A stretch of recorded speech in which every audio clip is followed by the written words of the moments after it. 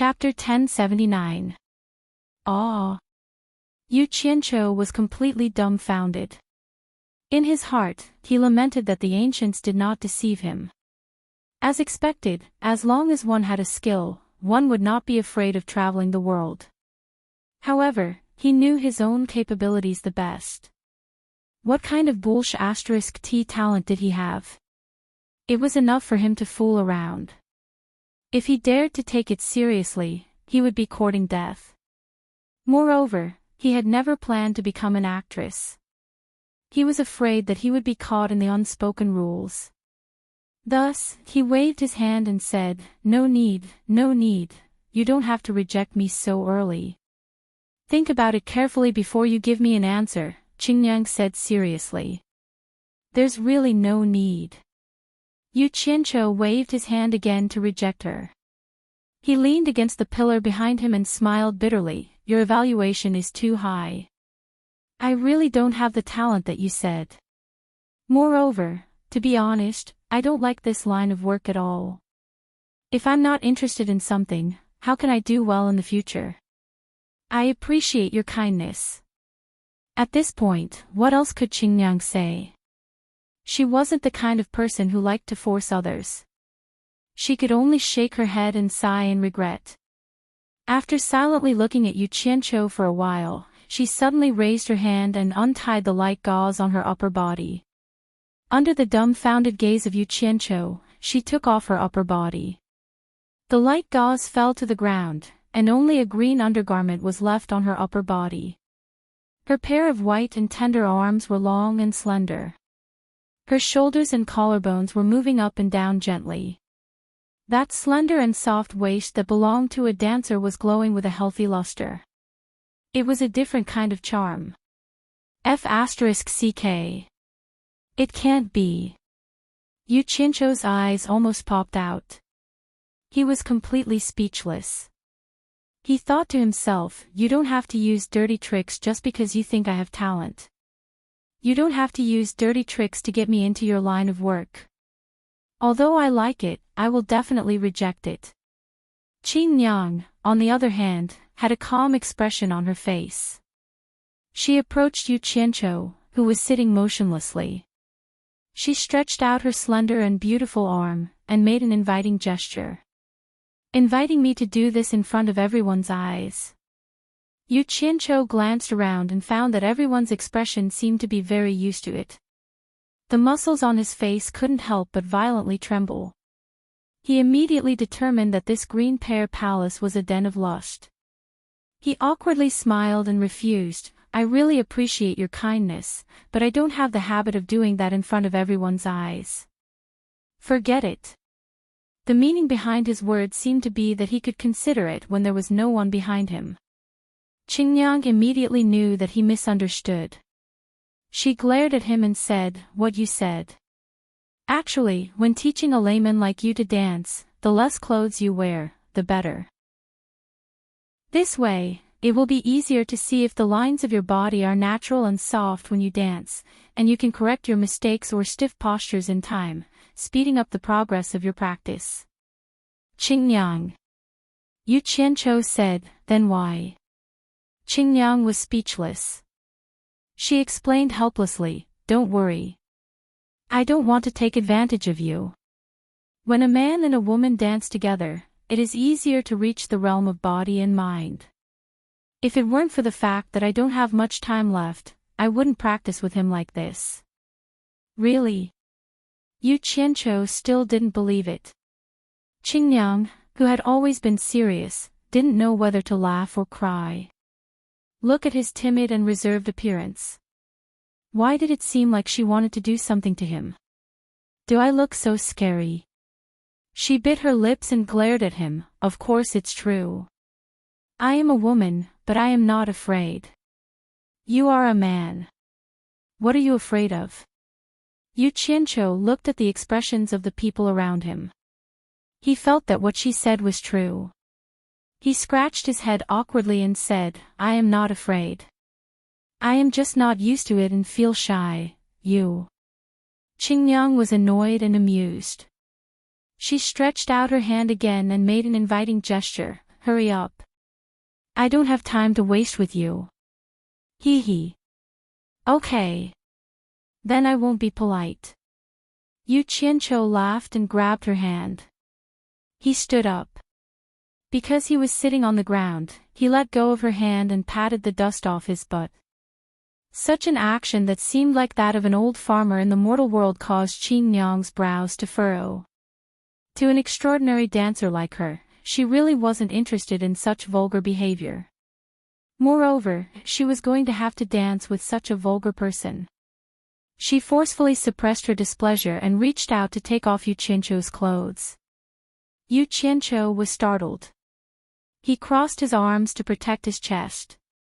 However, he quickly reacted and said awkwardly, "I'll do it myself. I'll do it myself." Thus, under Qingyang's angry gaze, he finally took off his shirt, leaving behind only a tight-fitting white undershirt. After that, he remained indifferent. "Take off your clothes," Qingyang said sternly. Yu Qianqiu looked at his own body. He looked at her half-naked upper body and the undershirt. He couldn't help but mutter, "You are not even going to take off your clothes. Why do you want me to take off my clothes? You."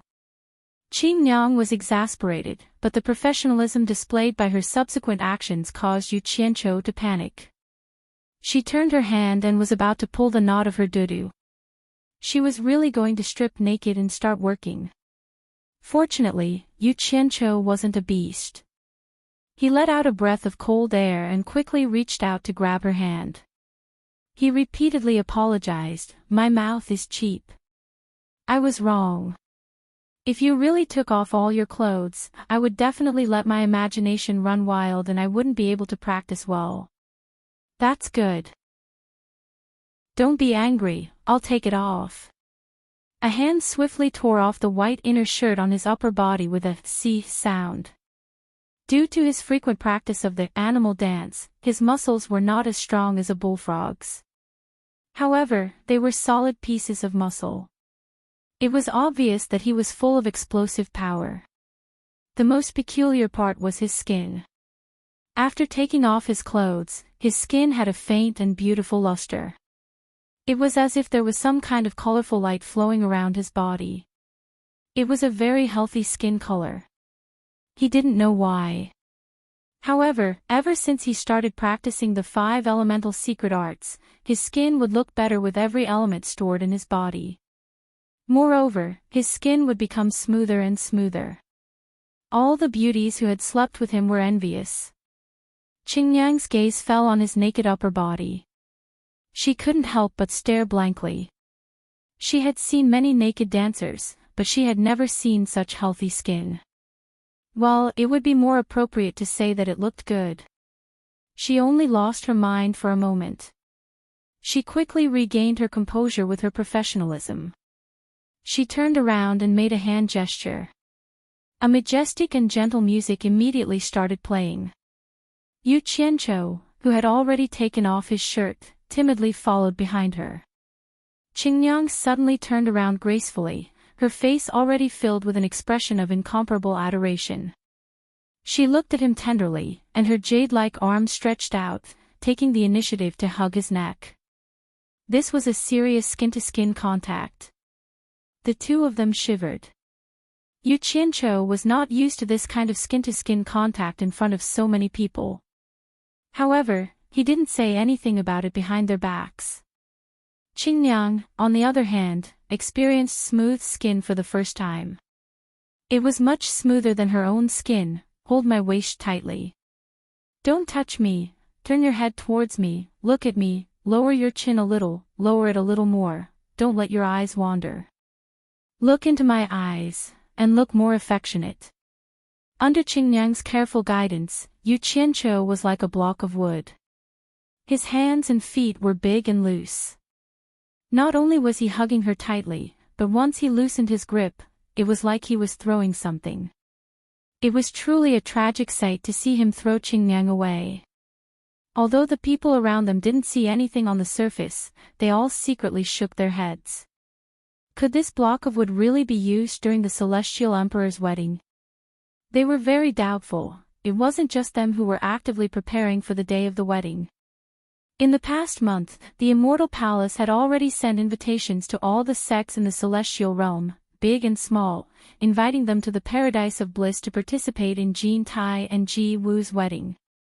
The entire celestial realm experienced a rare period of peace in this month. No matter which sect wanted to cause trouble for another sect, even the small sects that couldn't protect themselves, they would brazenly use the invitation sent by the Immortal Palace to repel their enemies. If you dare to hit me, then you're stopping me from participating in the Celestial Emperor's wedding. You're going against the Celestial Emperor. For a time, there were almost no fights between sects in the celestial realm. It could be said that this was a rare occurrence. Although everyone knew that it was because of the Immortal Palace's reputation, some people felt strange. Why was it like the calm before the storm? In the blink of an eye, the date of the Celestial Emperor's wedding was approaching. All the sects were preparing to depart for the Paradise of Bliss.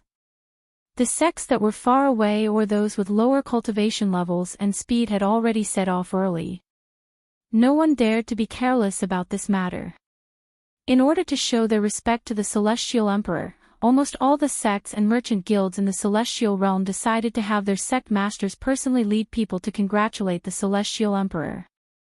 Such a grand wedding celebration with such a huge influence could be said to be unprecedentedly grand. The entire celestial realm was paying close attention to it. In fact, the influence of the Celestial Emperor's wedding was not only in the celestial realm. In the underworld, some people or forces that had friendly relations with the Celestial Emperor or the Immortal Palace had sent people to congratulate the Celestial Emperor. For a time, the entrance to the underworld and the underworld was unprecedentedly lively. Looking at the people from the underworld holding the underworld passage tokens issued by the Immortal Palace, and the people coming out of the underworld one after another, the guards of the Immortal Palace who were stationed here sighed in their hearts. They sighed that the influence of the Celestial Emperor was indeed extraordinary. It could be seen that even the people of the underworld were stirred up. Because of this, the army of the Dark Underworld also sent a large number of troops to strengthen the defense at the exit of the underworld to prevent people from taking advantage of the opportunity to cause trouble. Just as the army of the Dark Underworld was strictly inspecting the people passing through the two worlds, a white light suddenly appeared in the sky. Its speed was extremely fast, and in a flash, it landed on the ancient inscription tablet that was engraved with 20 large bright red words not far from the exit of the underworld. Everyone was shocked.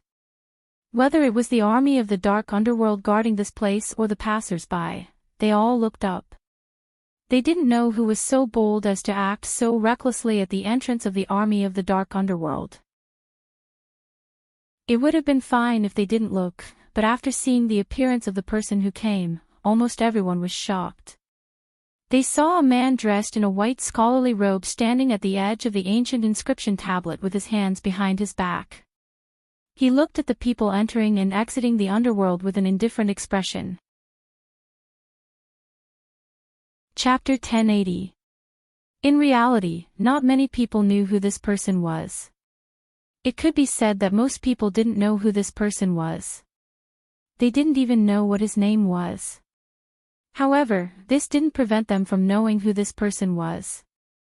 That legendary image immediately reminded them of who this person was. Someone in the Dark Nether army that was guarding this place gave an order.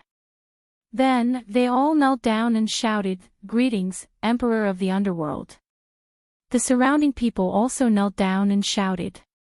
However, some only bowed slightly to show respect. The scene immediately became a scene of one person being the ruler. "Rise!" A clear voice echoed through the air. When everyone stood up, they only saw a white light shoot into the passageway to the underworld. The white-robed scholar on the tablet had already disappeared. Everyone looked at each other in dismay, then stared at the exit of the underworld in astonishment. At the exit of the underworld on the other side of the immortal world, the white-robed scholar floated out barefoot.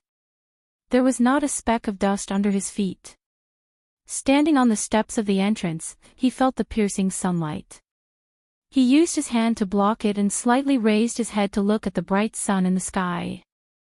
One of the golden-robed guards on both sides couldn't stand the scholar's careless and arrogant attitude.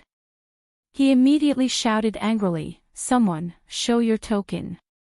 The scholar tilted his head and glanced at him indifferently. Then, he turned into a streak of light and disappeared. The guard who spoke was furious. He was about to send a signal for his men to kill the scholar, but he was stopped by a few of his colleagues. One of them hissed and waved his hand, "You don't want to live anymore. Do you know who he is? He is the supreme ruler of the underworld, the emperor of the underworld." The angry guard was stunned on the spot. Then, a look of relief appeared on his face. If he really angered the emperor of the underworld, even if the emperor of the underworld killed him in front of everyone, he would have died in vain. Even the immortal emperor wouldn't be able to get justice for him.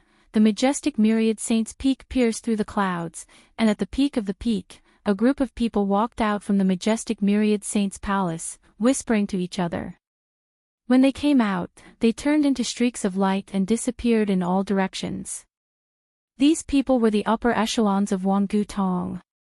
After everyone left, Wanling sneakily sneaked out from behind a stone pillar and ran into the main hall. In the end, she bumped into the Wangutong sect master, Wan Bushing, who had put on a healthy complexion, striding out in large strides. "Unruly girl, why are you in such a hurry?" Wan Bushing glared at her. Wan Ling's eyes lit up as she asked, "Grandpa, where are you going? Aren't you asking the obvious?" "Of course, I'm going to Paradise Wonderland." Wan Bushing was slightly startled as he said this. He looked at her with vigilance and asked, "Why are you asking this?" However, just as he expected, Wan Ling hugged his arm and cheered, "I'll go with Grandpa." "Stop fooling around. The people attending this banquet are probably the sect leaders of the various sects in the immortal world. What are you doing there? There's nothing for you to play with there. What are you doing?" Wan Bushing waved her hand away and shouted, "Go do what you should be doing." "Grandpa, let me explain." Wan Ling anxiously grabbed his arm again and spilled out the reason. "This time, I made a bet with Hidden Dragon Manor's Duke Long Yu's granddaughter, Long Xiaojiu. Whoever can't attend the Immortal Emperor's wedding has to be the other party's maid for a month. Grandpa, can you bear to see Ling Er lose the bet and suffer such humiliation?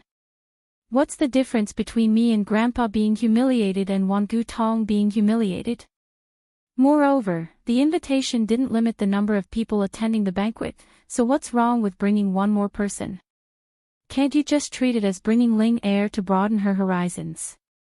This is an unprecedented grand wedding of the Immortal Emperor. Ah. If you miss it, there won't be a next time. You. Wan Bushing stared at her speechlessly. After a long while, he finally yelled, "Nonsense." At this time, the entire immortal world was in an uproar. Not only did Wan Gutong's sect master, Wan Bushing, personally come to the Immortal Emperor's wedding, more than 10,000 sect masters of various sects had prepared their gifts and left their sects, heading towards the immortal realm of bliss from all directions. Even the 12 immortal monarchs under the Immortal Emperor's command and the 12 immortal prefectures all came to attend the banquet. In the immortal world, no matter where they were, when they saw the light streaking across the sky towards the immortal realm of bliss, they would all sigh and speculate that it must be the people going to attend the banquet. The Immortal Emperor's wedding. This was definitely an unprecedented grand banquet in the immortal world. The immortal realm of bliss had become the focus of the entire immortal world, causing countless people to exclaim in admiration. In the ghost world, more than 10 immortal cultivators hurried across the sky together.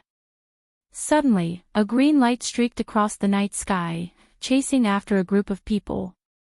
Startled, the group of people hurriedly stood back to back in the sky, ready for battle. The green light stopped in front of everyone, and a green-robed old man with a thin face appeared. He glanced at the group of people indifferently and asked directly, "Where is the exit from the ghost world to the immortal world?" The group of people looked at each other and found that no one could see through this person's cultivation. They were all a little surprised. The person in the lead, who was probably the leader of the group, respectfully cupped his hands towards the green-robed old man and said, "Judging from your appearance, you are not from the ghost world, so you should also be a cultivator from the immortal world. Since you can come to the ghost world from the immortal world, why don't you know the way back? And judging from your cultivation, you are definitely not a nobody in the immortal world. May I ask which sect in the immortal world are you an expert from?" The green-robed old man glanced at him and said slowly, "This old man is Bai Changchun. From the human world. From the human world. Bai Changchun." The person in the lead was stunned and didn't understand what it meant for a moment. But someone beside him was shocked, and he quickly looked up and down at Bai Changchun's appearance. He suddenly exclaimed, "You are the Bai Changchun who challenged the Emperor of the Netherworld?" As soon as this was said, everyone's eyes immediately swept over Bai Changchun, and they found that his appearance was indeed very similar to the Bai Changchun in the rumors. Immediately, all of them were shocked to the point that they couldn't speak. This wasn't a topic that Bai Changchun wanted to talk about at all, so he asked again, "This old man wants to go to the immortal world. Who can show this old man the way?" His tone was already slightly impatient. Everyone was shocked. This madman was famous in the ghost world. He dared to fight the Emperor of the Netherworld, so it was naturally not difficult for him to deal with them. The person in the lead immediately pointed in the direction of his group and said, "Go straight in that direction, and you will see the passage between the immortal world and the netherworld. Once you go out, you will be in the immortal world." But he pretended to look up and down at Bai Changchun. But what? Bai Changchun's cold gaze pressed over like lightning. The person in the lead cupped his hands and said, "Even though the passage between the immortal world and the netherworld is there, it is heavily guarded now. If you don't have a passage token to the netherworld, I'm afraid it won't be so easy to go out. Of course, with your cultivation, it's naturally not a problem to go out by force. But if you alarm a large number of experts from the netherworld or the Emperor of the Netherworld, I presume that's something that you don't want to see happen. Not to mention without a passage token to the netherworld, even if you leave the netherworld, it will be troublesome at the exit of the immortal world. What if you make a commotion and cause the experts of both the immortal world and the netherworld to..." He revealed a smile that was filled with deep meaning, and he seemed to be saying that you ought to know what the consequences would be. The people around him looked at him with slight puzzlement, and they didn't know why he was so long-winded. How good would it be to send this person away as soon as possible? There was no need to cause more trouble. "Oh." Bai Changchun dragged out an "oh," and then he looked ahead and said indifferently, "So what?" That person immediately took out a black token and offered it up with both hands in a fawning manner. "I've long heard of your great name, and I've always admired you. To be able to see your true appearance today is truly a blessing of 3 lifetimes. I have an extra passage token to the netherworld here, and I'm willing to give it to you for free to help you leave the netherworld smoothly to express my admiration for you." With such an action, the people around him were even more confused. Wasn't he deliberately causing trouble for himself? Immediately, someone secretly sent a voice transmission to warn him, "Elder. This person is a wanted criminal by the Dark Netherworld Army. Once your actions are leaked, it will bring great trouble to the sect. Please reconsider. You'd better learn from me." That person quickly replied with a voice transmission, "It's precisely because this person is a wanted criminal by the Dark Netherworld Army that we accidentally exposed his identity. Aren't you afraid that he will kill us to silence us? Think about it, even the 4 great Netherworld generals together aren't a match for him. What can we do to him? This is called showing goodwill on purpose to make him lower his guard. After he leaves, heh. Have you forgotten the huge bounty and great benefits offered by the Dark Netherworld Army?" The former immediately came to a sudden realization and secretly flattered, "Elder is indeed wise. Not only can you avert danger, but you can also take advantage of the situation to make a fortune. When you return to the sect, it will definitely be a great merit. Truly brilliant. This junior has learned his lesson. Then I won't stand on ceremony. Bai Changchun raised his hand and took the Netherworld Passage token from the other party's hand. He held it and looked at it repeatedly. Then, he raised his eyebrows and stared at that person, saying indifferently, "Just based on you guys, I wouldn't bother to make a fuss about it.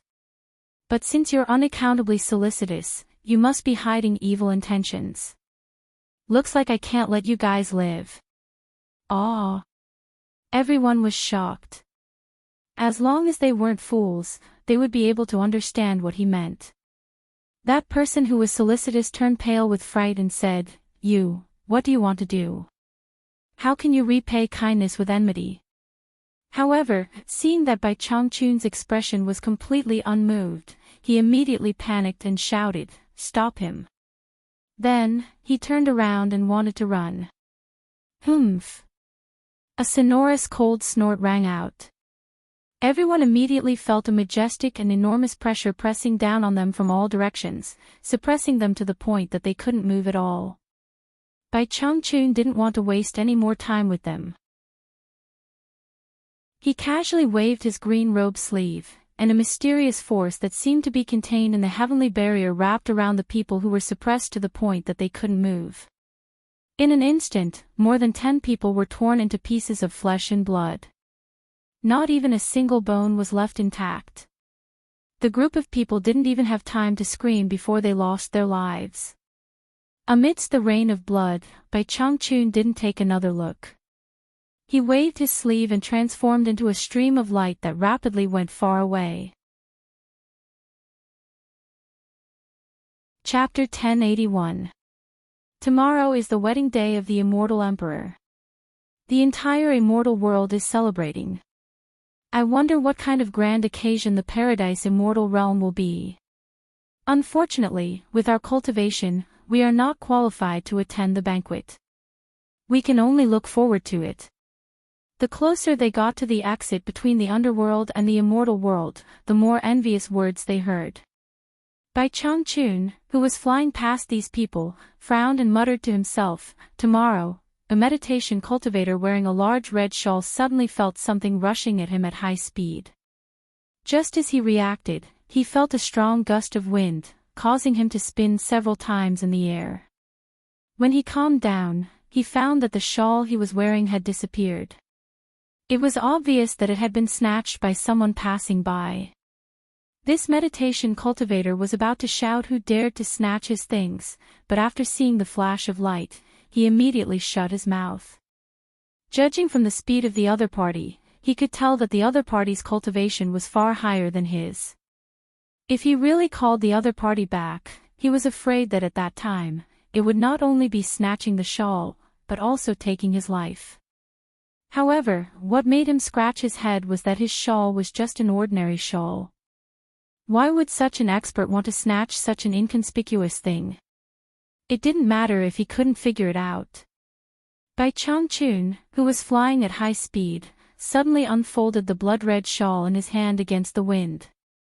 With a "hua" sound, it shook and like a red cloud, he rushed over and wrapped it around his shoulders to cover his green robe. He directly flashed towards the heavily guarded exit of the underworld below. 2 groups of people were verifying the pass tokens at the exit of the underworld in front of him. After Bai Changchun landed, he glanced at the people in front of him and took out the pass token that had been verified. After confirming that it was the same as the one in his hand, he looked straight ahead and walked over with large strides. In fact, with his ability, the guarding dark underworld army in front of him could not stop him at all, but he was not the kind of person who was inflexible to the point of not knowing how to adapt. It was an urgent matter. Knowing that tomorrow was the day of Queen Jin's wedding, it would take some time to get to the Immortal Palace. He didn't want to be entangled by trivial matters on the way, so he dressed up like this. Otherwise, he would have disdained to dress like this. The first 2 groups of people entered the swirling black light in the cave one after another and disappeared. A heavily armored general of the Onyx army stood in the middle of the road and stared at Bai Changchun with an awe-inspiring aura. In the end, he discovered that he could not see through this person's cultivation at all, so he immediately retracted his aura a little. Just as he was about to ask the other party to show him the Netherworld token, a black light flashed out from the gap of the person's blood-red cape, and a Netherworld token floated in front of him. The general was slightly taken aback by Bai Changchun's arrogant behavior under the heavy pressure of the army of the dark underworld. He looked at Bai Changchun meaningfully, grabbed the token and checked it. After confirming that there was no problem, he returned the token and made way for Bai Changchun. He even extended his hand and made an inviting gesture. Throughout the whole process, Bai Changchun did not need to shout at ordinary people. However, Bai Changchun did not appreciate his kindness. He had already brushed past him and did not even look at him from the beginning to the end. He flashed into the swirling black light in the cave ahead. A red cloud floated out of the fairy realm's exit.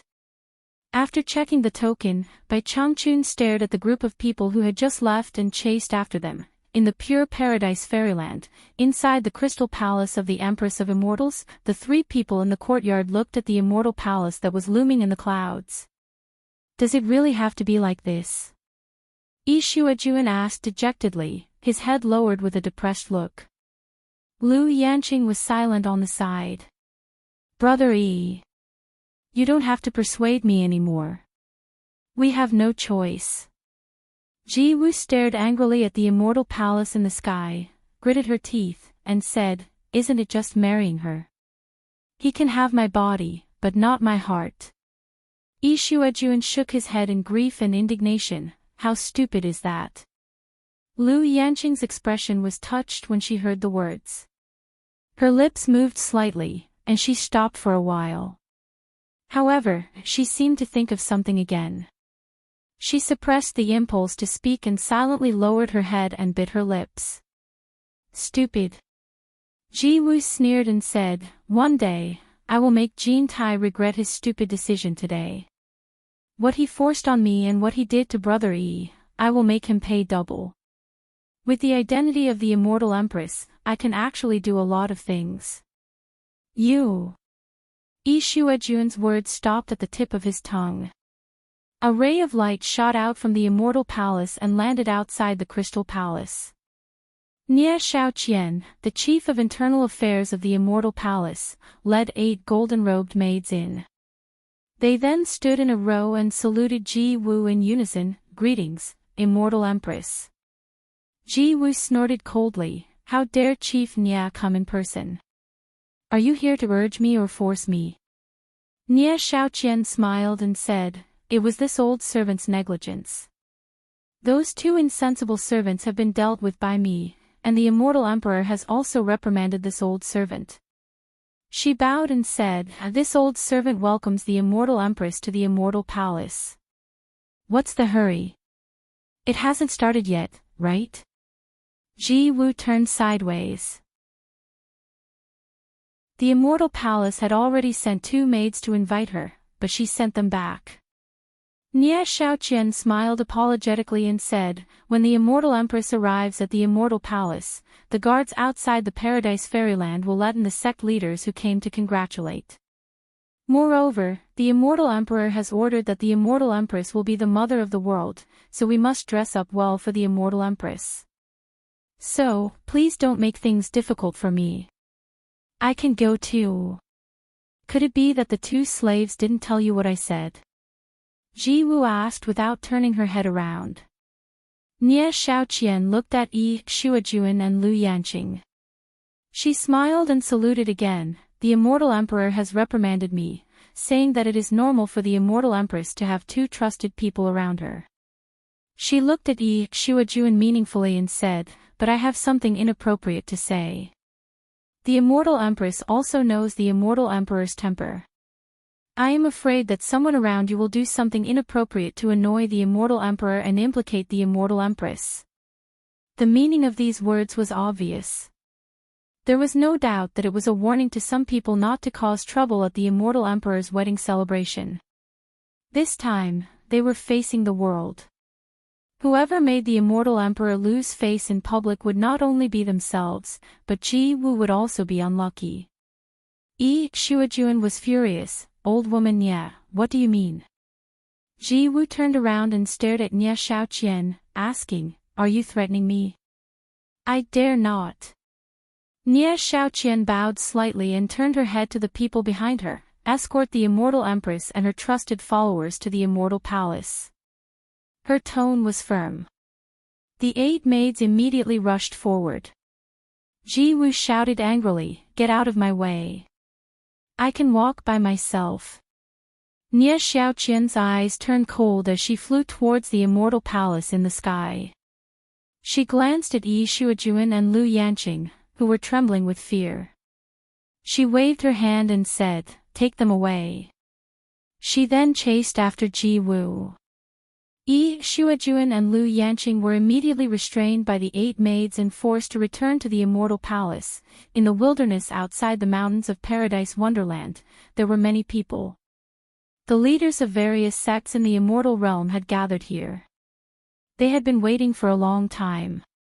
Seeing that the 12 immortal monarchs had swaggered in, but no one was allowed to enter after a long time, some people were slightly unhappy, but they dared not express their anger.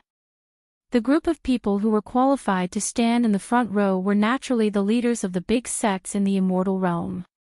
The Heartless Palace's sect master, Wang Qing, who was dressed in a blue robe and had long, unrestrained hair, was wearing a silver mask. He naturally stood in the front row with his hands folded over his abdomen. He stood there as straight as a pencil without saying a word. The leader of Wangu Tong, Wan Boxing, who sat at the top of the Chamber of Commerce, stood on the left of Wang Qing. Behind him was Wan Ling, who appeared at the wrong time. On the left of Wan Boxing was the leader of the Hidden Dragon Manor, Long Xing, who sat at the second position in the Chamber of Commerce. Behind him was a woman who appeared at the wrong time, Long Xiaojiu. Thus, the 2 rivals in love stood side by side. It was rare that Long Xiaojiu did not attack each other. It took Long Xiaojiu more effort to come this time than Wan Ling. If Long Xing did not know that this girl's bet implicated the face of the Hidden Dragon Manor, he would not have brought her. However, the price Long Xiaojiu had to pay was heavy.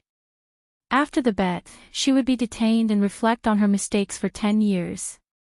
However, Long Xiaojiu naturally would not tell Wan Ling about this embarrassing matter. At this moment, the 2 girls were squeezed in the middle of a group of experts and were as obedient as 2 little quails.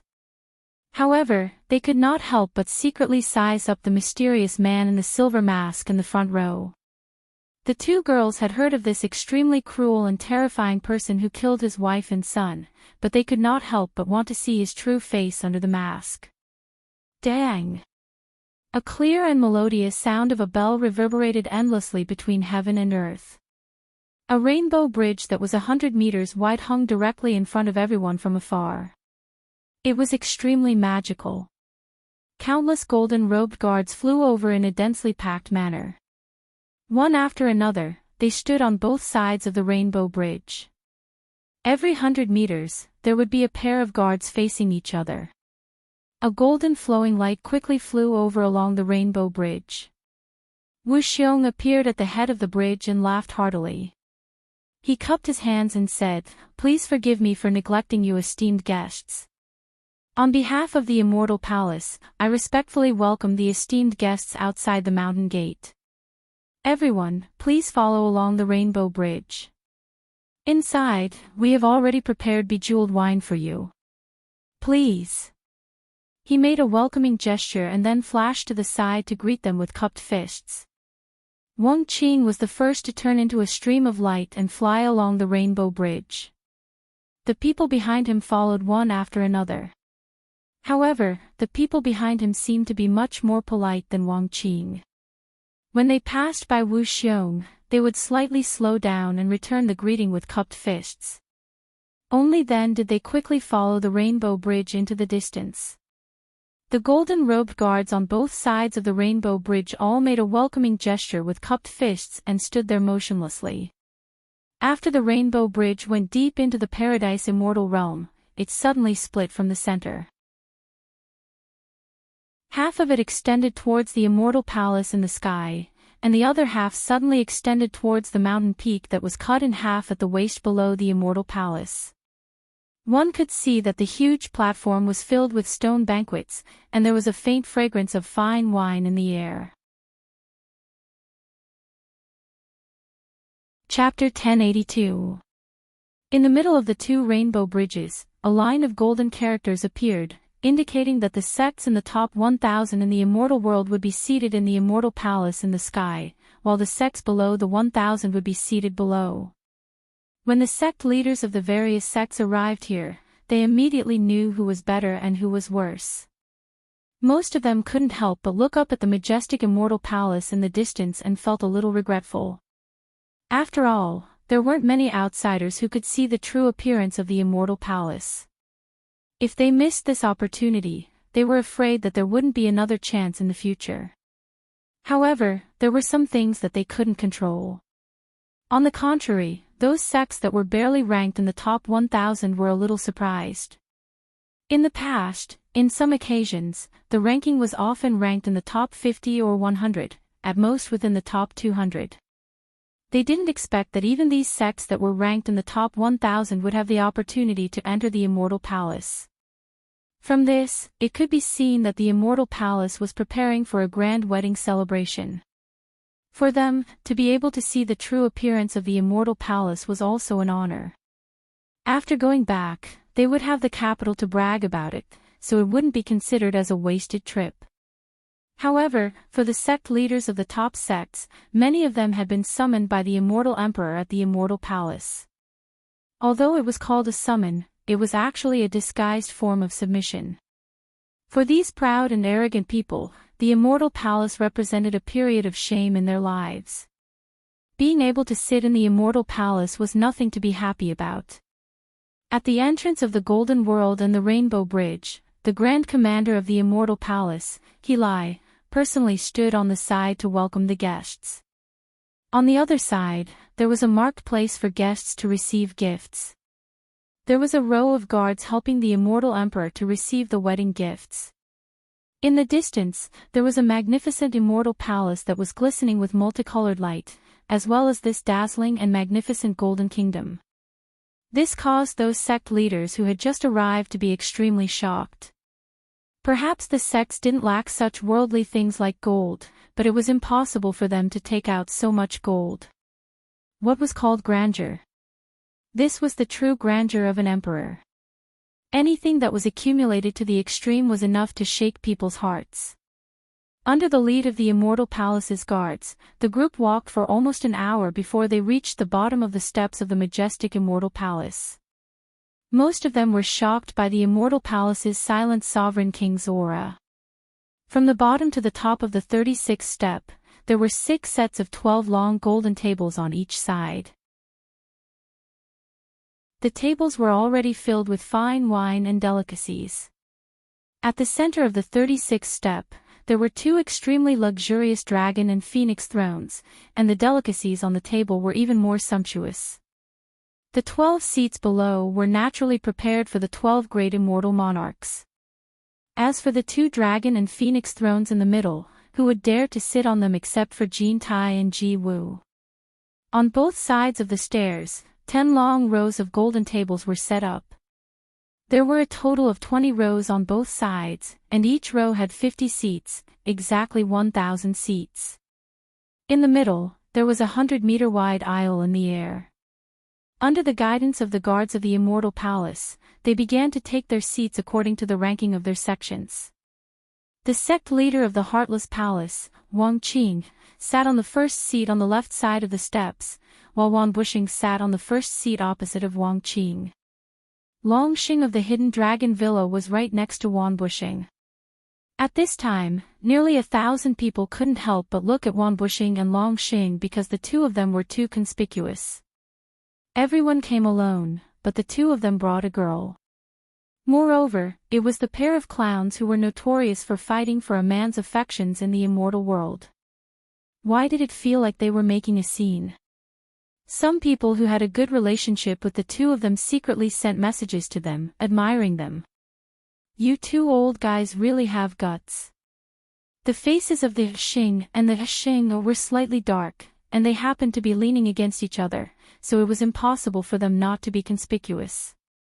Even Wang Qing, who was sitting opposite of them, couldn't help but look at the two old guys. In fact, they did not expect that the Immortal Palace would have such a clear seating arrangement. They had thought that it would be fine to let the two juniors mingle with the crowd of tens of thousands of sects to attend the banquet. Who would have thought that when they arrived in front of the Immortal Palace, there would be more than 9,000 sects divided according to their sects? And the remaining 1,000 people were assigned one position for each sect. Now, there would be something to see. The two old guys were full of regret.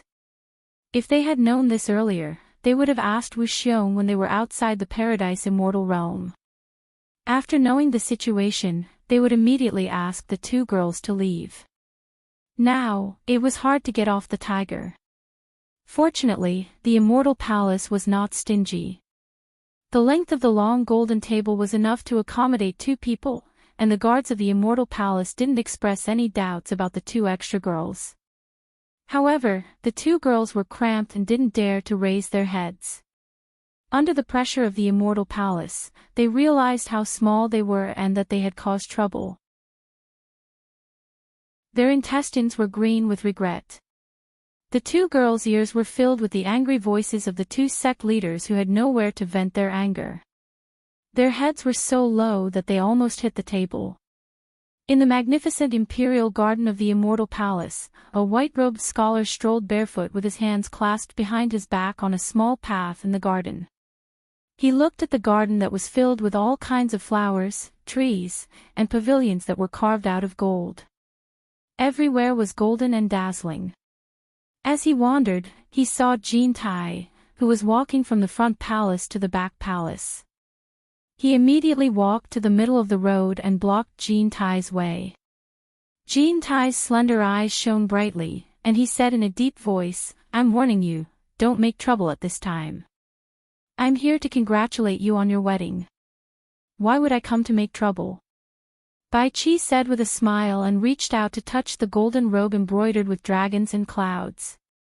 Jean Tai unceremoniously waved his hand to block the other's demonic claws, and said coldly, "Are you so kind? Have I been blind for so many years? Humph. It's more likely that the sun has risen in the underworld. You don't come without a reason. If you have something to say, just say it. If you don't believe me, I can't do anything." "Oh right." Bai Qi waved his hand and pointed at everything around him that was shining with gold, and said, "Other people's imperial garden is full of exotic flowers and plants. You have nothing but gold here. I'm giving you face by saying you're vulgar. Will your bride be able to endure your perverted fetish? Ji Wu, that girl, is a rare beauty in the world. Aren't you afraid that you'll ruin her on your golden bed? Bai Qi. This is not a place for you to behave atrociously. Get out of my way." Jean Tai shouted in a deep voice. Bai Qi chuckled and got out of the way. After watching Jean Tai's figure disappear into the harem, he crossed his arms and mumbled to himself with an annoyed expression, "That boy with a messy fate was chosen by Jean Tai to sing." In the vast golden square below the Immortal Palace, countless golden-robed guards suddenly appeared from all directions. They lined up neatly and stood there motionlessly, almost filling the entire square. It gave the sect leaders of the various sects a great deal of pressure, as if they were surrounded. Just as the heads of the various sects were looking around, a burst of heavenly music suddenly rang out in the entire square, stirring everyone's hearts. A group of men and women wearing light muslin or with vigorous bodies landed on the 100-meter-wide passageway in the middle. As soon as they landed, they immediately danced to the fluttering heavenly music, displaying their enchanting dance postures. It was very pleasing to the eye, and the atmosphere of the entire square immediately relaxed. Suddenly, everyone raised their heads to look at the 100-meter-high steps. They saw that the mighty 12 immortal monarchs had split into 2 rows and walked down from the high steps. When they were stationed in one area, they all wore different clothes, but now, they all wore the golden woven clothes of the immortal palace. The 12 immortal monarchs walked down step by step, directly facing the crowd below and sat down in their seats. Then, a large group of golden-robed men appeared on the top of the 100-meter-high steps. As the 2 groups of people split into 2 groups and walked down the steps in an orderly manner, the sect leaders of the various sects immediately gasped. These people were the palace lords of the 3,600 mountains in the pure paradise immortal realm. There were over 3,000 of them, and the weakest of them was at the early immortal emperor realm. They all listened to the orders of the immortal emperor, and they were the central force of the immortal palace that truly deterred the entire immortal realm. For example, the positions of the 12 immortal monarchs and immortal palace commanders and protectors were mostly vacant, and most of them were selected from among these people. In just a short while, more than 3,000 experts had separated along the stairs and stood on both sides of the stairs. The sect leaders below all felt a little uncomfortable being stared at by these people. However, before the first wave subsided, another wave arose. The 24 protectors of the immortal palace were split into 2 rows, each with 12 people walking down the steps. Finally, they stood on both sides of the steps that corresponded to the number of steps. That was not all. At the top of the steps, 6 people stood side by side. After a short pause, they walked down in unison. These 6 people were the 6 great commanders of the immortal palace. Wu Xiong and Deming Luan, who led the Chamber of Commerce Alliance, were among them. The 6 of them walked until they were 18 steps away from the 12 immortal monarchs and stopped. Everyone looked at the top of the steps again. The figure of Nia Shaoqian, the chief steward of internal affairs of the immortal palace, stood alone. After glancing down coldly, she said in a clear voice, "The immortal emperor and the immortal empress have arrived." Her voice resounded through the entire immortal palace. The 12 immortal monarchs on the 36 steps suddenly stood up and turned around. The 6 great commanders on the 48th step turned around. The 24 protectors on both sides of the steps turned around. The more than 3,000 palace lords of the paradise of bliss on each side of the 36th step turned around. Countless immortal palace guards all over the square turned around. Everyone looked at the chief steward of internal affairs, Nia Shaoqian, who was on the steps. Under such an imposing manner, thousands of sect leaders stood up subconsciously. Wang Qing, who was in the seat of honor, paused for a moment, but still stood up.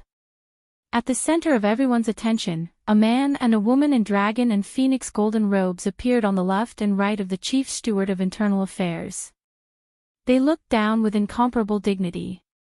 Nia Shaoqian did not dare to stand side by side with the 2 of them. She walked down 3 steps in a row. After lowering her head, she glanced at the people below and said, "Welcome, immortal emperor and immortal empress." Chapter 1083. The ethereal celestial music had long since stopped, and the dancing men and women all stood with their hands clasped behind their backs. Nia Shaoqian quickly walked to the side and knelt to the men and women high above. She respectfully and loudly shouted, "Your subjects congratulate immortal emperor and immortal empress on your wedding." She was the first to congratulate them, and the others just had to follow suit. However, to the thousands of sect leaders of the various sects, it was somewhat difficult for them to accept the words, "Your Majesty."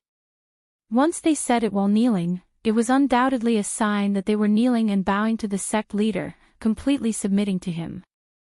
However, before they could think too much about it, the palace lords of the 3,600 mountains of the immortal realm of bliss on both sides of the platform had already knelt down on one knee in front of the lofty men and women. The 24 protectors had already knelt down on one knee, the 6 commanders had knelt down on one knee, the 12 immortal monarchs had also knelt down on one knee. Under such tremendous pressure, many of the 1,000 sect leaders couldn't bear it any longer. Their knees buckled and they finally knelt. With someone taking the lead, the pressure was even greater for the others. Like a stone that set off 1,000 ripples, almost all of them knelt down one after the other. Although the few sect leaders who were ranked at the very top of the rankings had gloomy expressions on their faces, they had no choice but to slowly knelt down on one knee. Wang Qing stood straight and slowly swept his gaze across the countless experts of the Immortal Palace on either side of the stairs. Finally, his gaze met the cold and aloof gaze of the man high above. His eyes flickered, and he slowly knelt down as well. Directly below the floating Immortal Palace, there was a large mirror projection projected by some kind of magic treasure, projecting everything that was happening in the golden world above everyone's heads. Even the voices that were being spoken could be heard clearly. Nearly 10,000 sect leaders of the immortal world all knelt down under the pressure. Your subjects congratulate Immortal Emperor and Immortal Empress on your wedding. Your subjects congratulate Immortal Emperor and Immortal Empress on your wedding. Tens of thousands of people in the sky and on the ground shouted the same words in unison, and their voices echoed between heaven and earth for a long time. The momentum of unifying the world was concentrated on one person, and the woman beside him was the one who shared it. Jean Tai seemed to enjoy the feeling of having tens of thousands of people submit to him. He swept his gaze over the crowd for a long time before glancing at Ji Wu beside him. Today, Ji Wu was very beautiful. She was wearing a dazzlingly gorgeous golden robe that accentuated her beautiful figure and exuded an indescribably noble aura. Her beauty was rare in the world. Her exquisite golden phoenix coronet was lifelike like a peacock spreading its tail. Her well-groomed eyebrows were like a phoenix spreading its wings. Her cold eyes stared straight ahead. Coupled with the serious indifference on her beautiful face, she had the aura of a motherly model of the world. If not me, who else could it be? Even Jean Tai, who was used to seeing beautiful women, was somewhat unwilling to move his eyes away from her face. He sighed in his heart that he really did not choose the wrong person. Only she was worthy to be his immortal empress, to share the world with him and be worshipped by tens of thousands of people. Jean Tai's gaze swept across the crowd once again, and finally landed on Nie Xiaoqian, who was kneeling on the ground, and nodded slightly. Nie Xiaoqian quickly stood up and respectfully led the way for the immortal world's dragon and phoenix supremacy. A man and a woman slowly walked down the stairs. With every step they took, the golden phoenix coronet on Ji Wu's head would shake slightly, like a phoenix nodding its head, signaling to the tens of thousands of people who were worshipping it. Behind her, a golden phoenix tail skirt slid down the steps. At this time, everyone noticed that there was a man and a woman behind the two of them. Yi Shuejuan's black-silver robe had been replaced by a golden robe. His silver hair fell to his shoulders, and his face was tense and silent. He silently followed behind Ji Wu on the right. It looked like he was not attending a wedding, but a funeral. Lu Yanqing also changed into a woman's golden dress and followed behind Jean Tai on the left. Her eyes were a bit dazed as she looked down. Not even in her wildest dreams did she think that she would come to the Immortal Palace one day. Moreover, she was standing behind Immortal Emperor Jean Tai, looking down on all the heroes in the world. This feeling made her a bit dazzled. This feeling made her understand why so many women would disregard everything to pursue certain things, and why so many men would fight and kill each other for power. So this was the feeling of standing at the peak of power. Everything was under your feet. Among the kneeling crowd, many women showed envious eyes as they looked at Ji Wu, who was slowly accompanying Jean Tai. Wan Ling and Long Xiaojiu were no exception. At this moment, Ji Wu really dazzled them. Beautiful. Noble. Accepting the worship of the world. If only they were the ones standing in that position. It was an irresistible fantasy for women. What surprised the two of them the most was that they actually saw Lu Yanqing standing behind Jean Tai, receiving the worship of the crowd. This made the two secretly look at each other because they already knew Lu Yanqing when they were in the World Commerce Association. Many men's eyes were on Yi Shuejun. They didn't expect the deposed immortal crocodile to appear in public again. Some of the 12 immortal monarchs kneeling on the steps had ugly expressions. In the magnificent immortal palace, a white-robed scholar slowly paced in front of the window sill of the top floor, looking indifferently at the scene below. Suddenly, he sneered, shook his head slightly, and said to himself, "This guy just likes to put on this kind of scene. Who doesn't know that you are immortal Emperor Jean Tai? Why do you have to be so ostentatious? Do you think there are too few people who hate you?" Under Nie Xiaoqian's respectful guidance, the immortal emperor and immortal empress finally sat on the dragon and phoenix thrones in the center of the steps. Yi Shuijun and Lu Yanqing silently stood on either side of the thrones. Jean Tai calmly sat on his throne, glanced at Ji Wu, who was sitting beside him with an expressionless face, and said with a dignified aura, "You may all rise." His tone was indifferent, but it clearly drilled into everyone's ears. It was completely the tone of an emperor. "Thank you, immortal emperor." Cheers reverberated in the sky and earth. Everyone stood up and returned to their positions. After kneeling for such a long time, although nothing could be seen on the surface, none of them felt comfortable in their hearts. "Wang Qing. I didn't expect your cultivation to have reached the late immortal emperor stage. Your progress is amazing." Jean Tai suddenly stared at Wang Qing and said lightly. Everyone heard this and stared at Jean Tai. Many people were a little surprised. In fact, some people with cultivation at Wang Bushing's level had already seen that Wang Qing's cultivation had broken through the intermediate immortal emperor stage. Before this, they were still wondering if they could get past Jean Tai. They didn't expect that Jean Tai would directly say it before the wedding ceremony. Some sect leaders who were also intermediate immortal emperors couldn't help exchanging glances with each other. They felt sorry for Wang Qing in their hearts. Could it be that Jean Tai was so intolerant that he wanted to act up during his own wedding ceremony? Wang Qing, who was about to sit down, slowly stood up again. His silver mask was very eye-catching in this golden world. He had already prepared for the worst before coming, so he calmly clasped his hands at Jean Tai and said, "Thank you for your praise, immortal emperor. I can't accept your amazing progress in front of an immortal emperor." Jean Tai's eyes flickered as if he was saying that it's good that you know. He picked up the wine glass on the table and slightly raised it towards Ji Wu, who was beside him. Ji Wu expressionlessly picked up the wine glass on the table as if she was the husband's wife.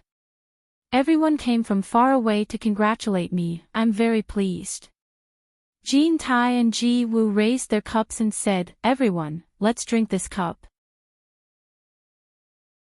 The people seated below all raised their cups and stood up, accompanying these two supreme dragons and phoenixes in toasting a cup of fine wine. Jean Tai then waved his wine cup and said to everyone, "As you wish." Everyone then sat down again. But it seemed that not many people could do so. At this time, Nie Xiaoqian, as the general manager, walked to the dragon and phoenix throne and looked around at everyone. On such a beautiful occasion, the wine are not enough to enjoy to the fullest, let's add to it with song and dance. World Commerce Sect leader Yu Qianqiu was very happy to hear about the wedding of Immortal Emperor and Immortal Empress. He spared no effort to travel the immortal and nether realms and painstakingly composed beautiful songs to present to Immortal Emperor and Immortal Empress wedding. The Immortal Emperor is grateful for his loyalty and specially issued a decree to let him perform the opening song of the wedding ceremony to reward everyone. After she finished speaking, she retreated to the side, announcing the start of the wedding ceremony. The sect leaders of the various sects who were present all guarded their mountain gates tightly. Almost none of them had seen Yu Qianqiu before. At this moment, they all secretly glanced at each other with a strange expression. They all wanted to see how many eyes and arms Yu Qianqiu, who had caused such a ruckus in the immortal and netherworld, had to actually come here to flatter them. Wang Bushing and Wan Ling looked at each other and did not show anything. Until now, they still regarded Yu Qianqiu as a trusted spy sent by the Immortal Emperor. They always thought that this was just an act, nothing more than a way for the immortal emperor to show himself. Otherwise, how could there be such a coincidence that he picked Yu Qianzhou out of everyone else? Immortal Crocodile Lord and Lu Yanqing's expressions were inexplicable, and Ji Wu could not help but frown slightly. The white-robed scholar leaning against the window of the immortal palace couldn't help but turn around and stare at the extraordinary atmosphere below. Who wouldn't be able to contain their joy? Yu Qianzhou, who was temporarily hiding behind the crowd, was very depressed. Once these words spread, he would become a vile person who rushed to flatter the immortal emperor. He rolled his dead fish eyes and looked at Qingyang next to him, as if saying, "Your mother, in order to protect the immortal emperor's authority, she is simply burying me to death." Qingyang glanced at him slightly, as if she had nothing to do with it. Suddenly, the sound of drums resounded from the crowd where the heroes were seated. String music spread out majestically, and the atmosphere of the entire square changed abruptly. In the center of the 100-meter-wide aisle below the steps, the male and female dancers who were standing with their hands behind their back began to dance again. As they danced, a large space in the center was gradually emptied. Chapter 1084. These courtesans did not attract anyone's attention. On the other side of the passageway that faced the immortal emperor and immortal empress, the densely packed golden-robed guards suddenly parted to create a path.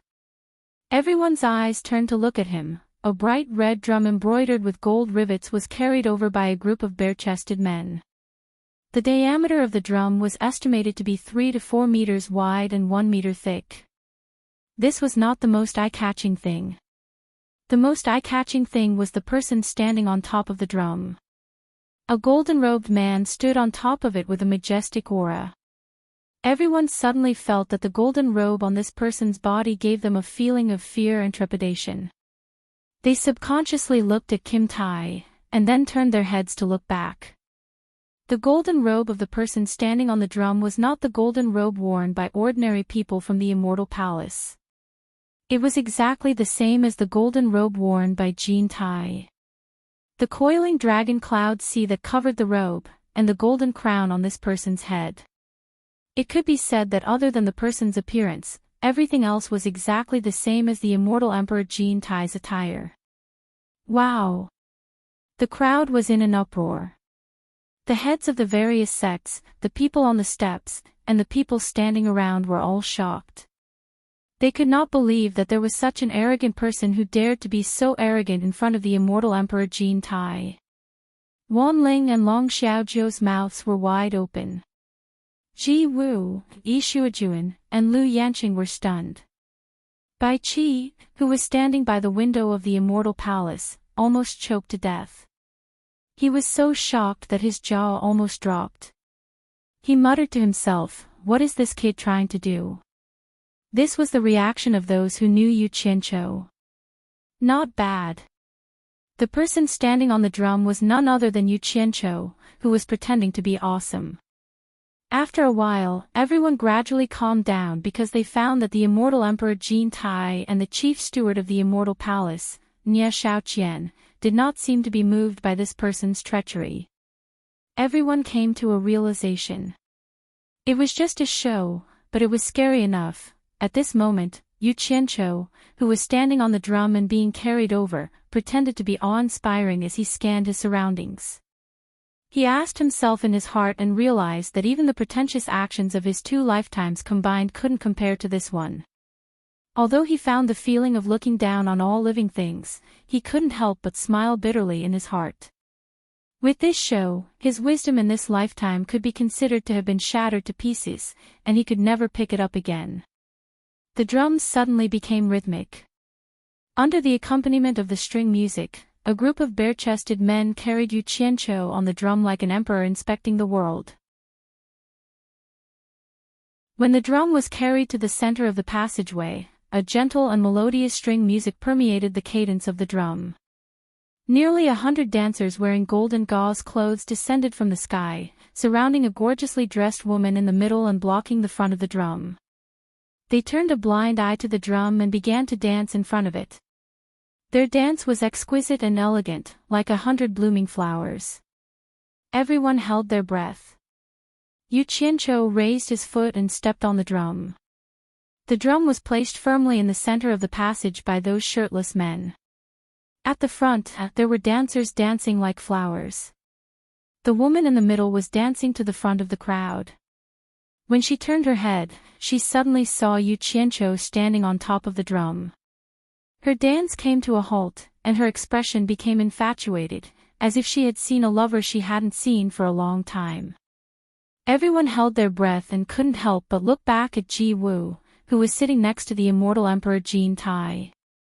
This woman's clothes were almost exactly the same as Ji Wu's.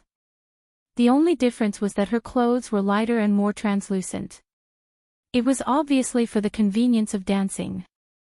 The majestic Yu Qianqiu on the drum suddenly changed. He looked at the woman in front of him with a gentle gaze. 100 female dancers slowly pushed Ji Wu, who was dressed like Qingyang, towards the drum. At this time, Yu Qianqiu also jumped down from the drum. 100 bare-chested men rushed out from the side of the drum and slowly pushed him towards the other side. Gradually, he, who was wearing the dragon robe, stopped when he was only a step away from her, who was wearing the phoenix coronet. Their eyes met, filled with tenderness and reluctance to part. Ho! Ho! Ho! Ho! The group of bare-chested men slightly swayed their upper bodies and chanted, as if they were encouraging Yu Qianqiu to do something. Under everyone's encouragement, Yu Qianqiu suddenly pulled Qingyang over and carried her by the waist. Then, he turned around and walked towards the drum. The 100 men quickly ran back and used their shoulders to form a human bridge in front of the drum. Yu Qianqiu carried Qingyang and stepped on everyone's shoulders to walk back to the drum. Then, he reluctantly put Qingyang down. The 100 bare-chested men and the 100 women quickly gathered around the drum and danced in pairs. In an instant, the crowd was filled with emotions. The music changed again. The majestic tune became softer. Yu Qianqiu's eyes were filled with tenderness. He gently raised his hand and caressed Qingyang's cheek. Together with the music, he pitifully sang, captivating the fish and alighting the geese, overshadowing the moon and shaming the flowers, so beautiful that there's nowhere to hide. With her by my side, it's like bathing in the spring sunshine. I'd rather die without regrets. Outstanding beauty and heavenly fragrance, let me entangle you, even if life is short. You and I are willing, you and I are together, how fortunate we are to be a pair. The men who were dancing around the drum immediately followed the last note and sang to their partners, how fortunate we are to be a pair. Qingyang's amorous face immediately bloomed with endless shyness. She stepped back gracefully and danced on the surface of the drum. This dance was peerless, this dance was devastatingly beautiful. This dance blossomed with boundless beauty. This dance made the dancers around the drum pale in comparison. Every piece of her clothes fluttering in the wind was filled with love. Every stretch of her jade-like arms was filled with reluctance to part with Yu Qianqiu. Every time her toes danced on the surface of the drum, it was the sound of her lover's heartbeat. The crowd had never heard such an exciting song. No matter what kind of thoughts they had in their hearts before, everyone's emotions were fluctuating with the rhythm of the song. Qingyang's dancing level could be said to be unparalleled in the world. Every time she moved, it was like a mysterious black hole that swallowed everyone's gaze. According to Qingyang's original plan, Yu Qianqiu was supposed to sing and dance with her at the same time. However, no matter how brilliant the technique she taught him was, Yu Qianqiu, that blockhead, could not understand it even if he was beaten to death. Thus, Qingyang could only come up with this plan. She would dance alone, and Yu Qianqiu would only need to cooperate with her a little. However, what she didn't know was that Yu Qianqiu was not a blockhead. At that point, he really did not have the courage to dance in front of the heroes of the world. Thus, he simply could not learn it even if he was beaten to death. The man dancing under the drums suddenly let out a resounding "hi." Yu Qianqiu, who was silently following Qingyang's dancing footsteps, waved his hand and said, "Ah, wait for me to cup my hands and the mountains to please you. Tens of thousands of people will sing in unison for thousands of years to come. Look at the distant mountains smiling and the flowing waters flowing, for generations to come, the seas will dry up and the rocks will rot away." The domineering drum music suddenly turned gentle, and the 100 or so men joined in with a loud "hi" before hugging their nimble partners. The dancing of hundreds of flowers suddenly stopped, and only Qingyang was left dancing alone on the drum. She attracted everyone's attention, and in reality, everyone's eyes had never left her. Their eyes were already glued to her nimble dance. Yu Qianqiu, who was on the drum, did not lose out either. He reached out and wrapped his arms around Qingyang's soft waist. He looked at her and sang with deep emotion, "Oh, I'm drunk with you today. I can't let go of your beauty. Don't wait until your hair turns white before you regret it. Oh, I'm drunk with you today. I can't let go of your beauty. Let me hug the beauty back." The majestic drum music continued for a long time. Yu Qianqiu hugged Qingyang and looked at her with a faint smile. Qingyang's eyes were as soft as water, and her jade-like arms were already wrapped around Yu Qianqiu's neck. She buried her head in his shoulder, unwilling to part with him. The music was beautiful, and the dance was even more beautiful. The two's teamwork could be said to bring out the best in each other, and everyone was deeply immersed in it. No one knew who was the first to shout out and clap their hands in praise, "Good." In that instant, the thunderous applause pulled everyone back to reality. Jean Tai, who was sitting high up on the steps, was someone who rarely smiled. However, he couldn't help but reveal a smile on his face this time. He nodded his head slightly to express his praise, and turned his head to look at Ji Wu. Ji Wu's eyes were filled with anger.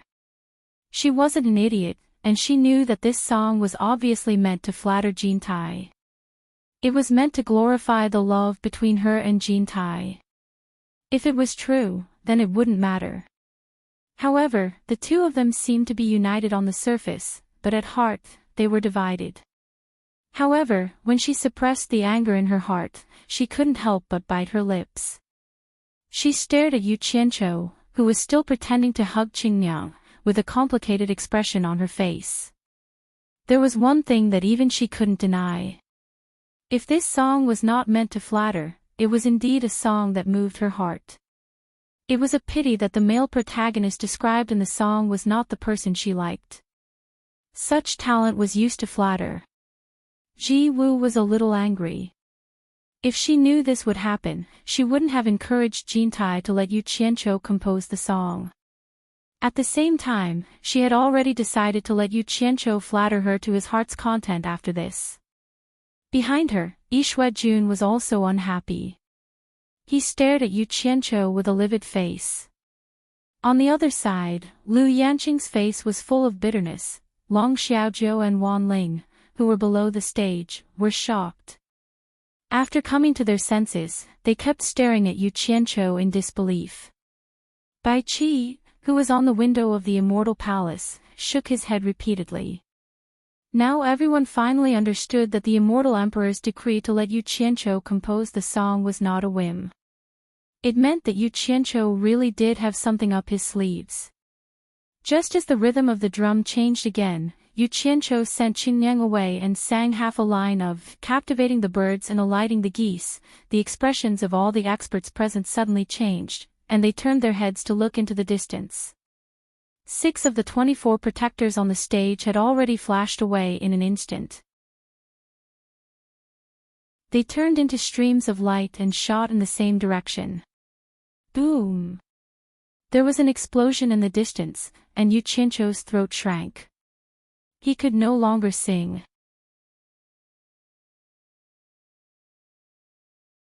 Chapter 1085. After a moment of chaos, the drumming also stopped. Yu Qianzhou, who was disguised as Jin Tai, and Qing Nyang, who was disguised as Ji Wu, both stopped. The two of them, who were standing on top of the drum, turned their heads to look in the direction of the explosion in astonishment.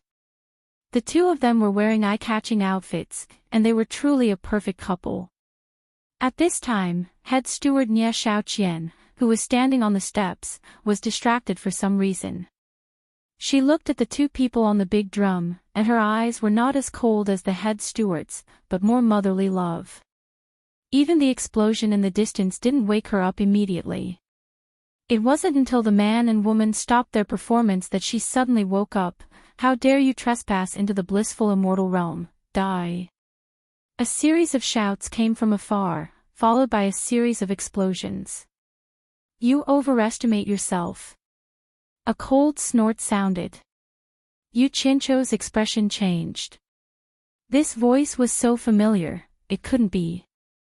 After the cold snort, a series of miserable screams rang out.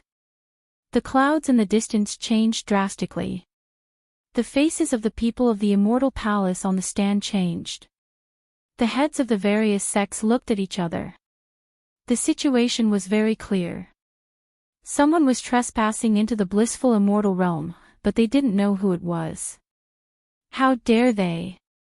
Ji Wu, who was sitting on the phoenix seat, slightly tilted her head to look at the man beside her. The majestic Jin Tai's expression didn't change, but under his slender eyelids, his eyes were as cold as a knife. Chief Steward Nie Xiaoqian, who was standing below, immediately understood what was going on and said in a clear voice, "Since there are honored guests here to support the wedding of the Immortal Emperor and the Immortal Empress, why don't you all leave now? There's no need to stop them, let the honored guests come here." The shocking sound in the distance suddenly stopped. It was unknown how many people participated in the killing of the intruder, but judging from the sound, there must be a lot of people. A stream of light quickly shot over. Before the people could see the appearance of the intruder clearly, a red cloud had already left the hand of the intruder. Wind and thunder surged, and it quickly attacked the singing and dancing place below. The two people standing on the drum were shocked. Qingyang was an early-stage immortal emperor. She reacted quickly and grabbed Yu Qianzhou. The two of them quickly hid among the guards. Boom! Jin Ju transmitted his voice. The ground shook, and the drum was instantly blasted into pieces by the red cloud. Of the 200 or so dancers, those with high cultivation quickly dodged, while those with low cultivation suffered on the spot. The ground was a pool of blood, and in the midst of wailing, dozens of kabuki fell to the ground, twitching. However, this destructive power alone was not enough to cause any harm to the sect masters sitting on the two sides of the passageway. A mere stellar energy was enough to withstand the residual power of the explosion. Under the pressure of the gang qi, a large number of things fell from the two sides of the front row near the passage. There were fragments from the explosion of the drum and pieces of red cloth fluttering to the ground. Even though the power of the explosion was not great, the shock in everyone's hearts was indescribable. Someone dared to attack in front of Immortal Emperor Jin Tai in the Immortal Palace. Moreover, what day was this? The Immortal Emperor's wedding.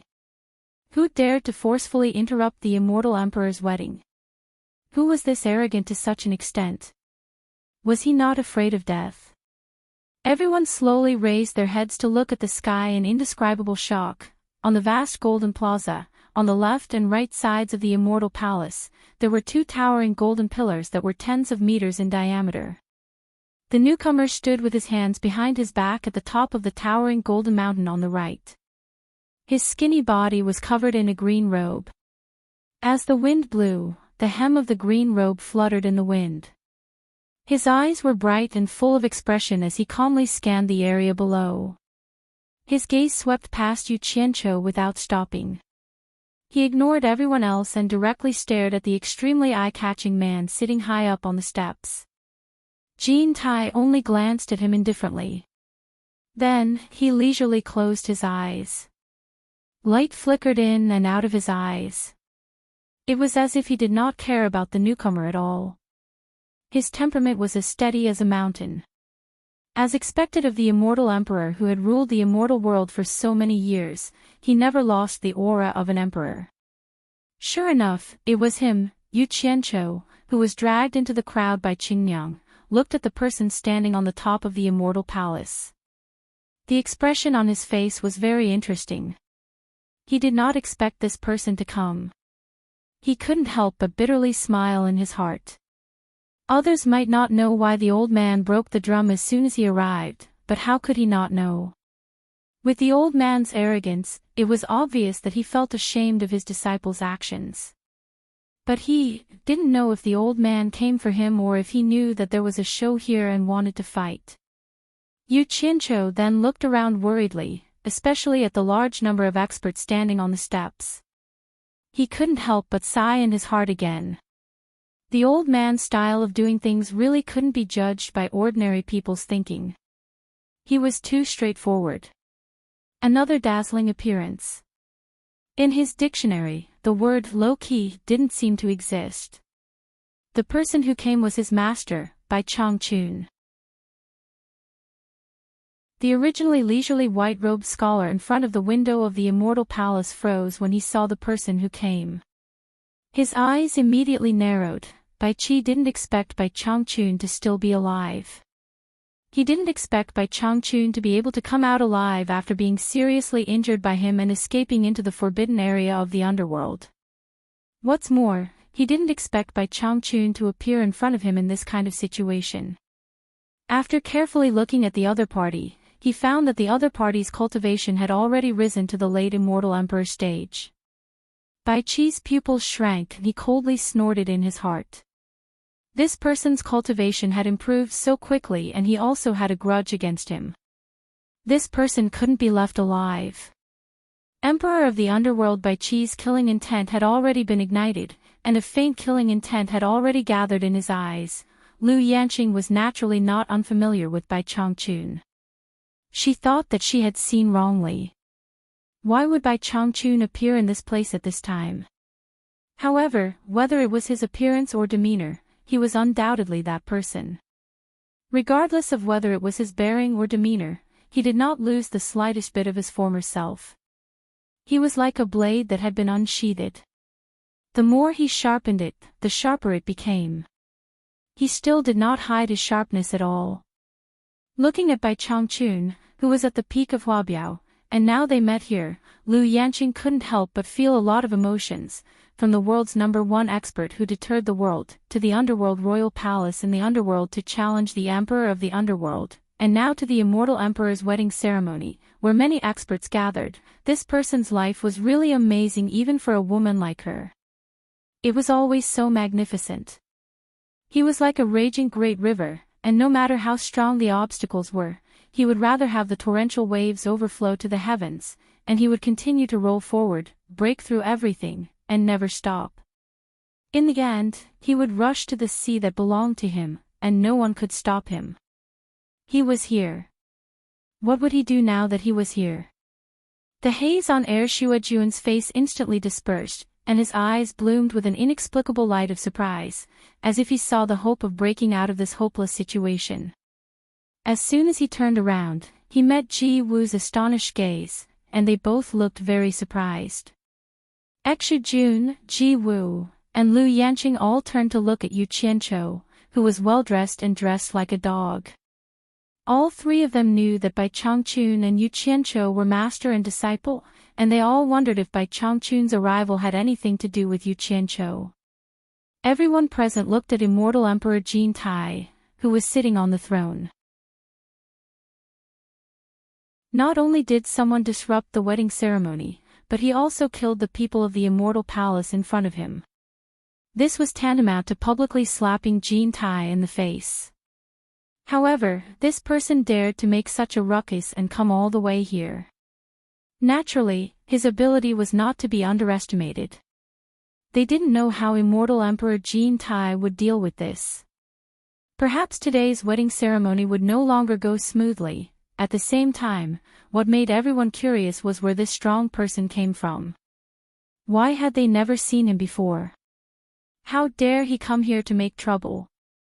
Jean Tai remained calm, but the chief steward, Nie Xiaoqian, was angry. She didn't expect that she had ordered people to let him in, but the other party did not appreciate it. Instead, he caused trouble in public. How could everyone in the Immortal Palace put their face? She immediately shouted, "Who are you? How dare you act wildly here?" By Changchun. The man in the green robe on the top of the Hua Biao replied lightly. His words echoed in this vast golden world. As soon as these words came out, everyone immediately thought of the person who challenged the Emperor of the Underworld, Bai Qi. They all showed a look of realization. It turned out to be that crazy person. They heard that he was injured by the Emperor of the Underworld and fled into the forbidden area of the Underworld. They didn't expect him to still be alive. However, since he dared to challenge the Emperor of the Underworld, it was not surprising that he dared to cause trouble for the Immortal Emperor. However, the timing was really good. It was actually during the Immortal Emperor's wedding. Jean Tai's eyebrows slightly moved. He opened his half-closed eyes and suddenly stared at the man in the green robe on the top of the Hua Biao. A person who could fight against Bai Qi without dying finally caught his attention. Nie Xiaoqian was startled. She didn't expect that the person who broke in was that madman. She coldly snorted and said, "You escaped from the hands of the Emperor of the Underworld, but you don't know how to cherish it. Today will be the day of your death. This old man has nothing to do in this world. Life and death are nothing to me. Don't be so long-winded." Bai Changchu no longer paid attention to Nie Xiaoqian. He faced Qin's threatening gaze and lightly asked, "I heard that you're the strongest expert in the immortal world, a supreme monarch.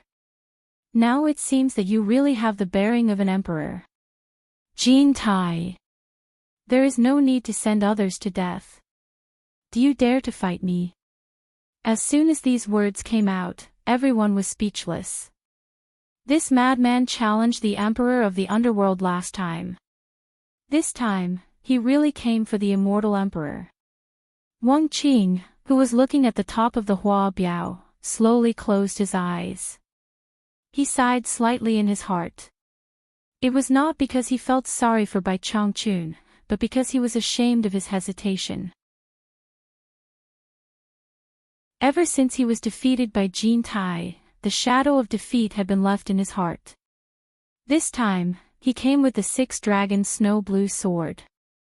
However, after seeing the huge force of the Immortal Palace, he actually had the idea of waiting for the right moment to strike. This was completely different from the current Bai Changchun. Although he was defeated by the Emperor of the Underworld, there was no fear in his heart. He ignored life and death and brazenly challenged the Immortal Emperor Jean Tai. Just based on this point, he had already lost to the other party in terms of temperament.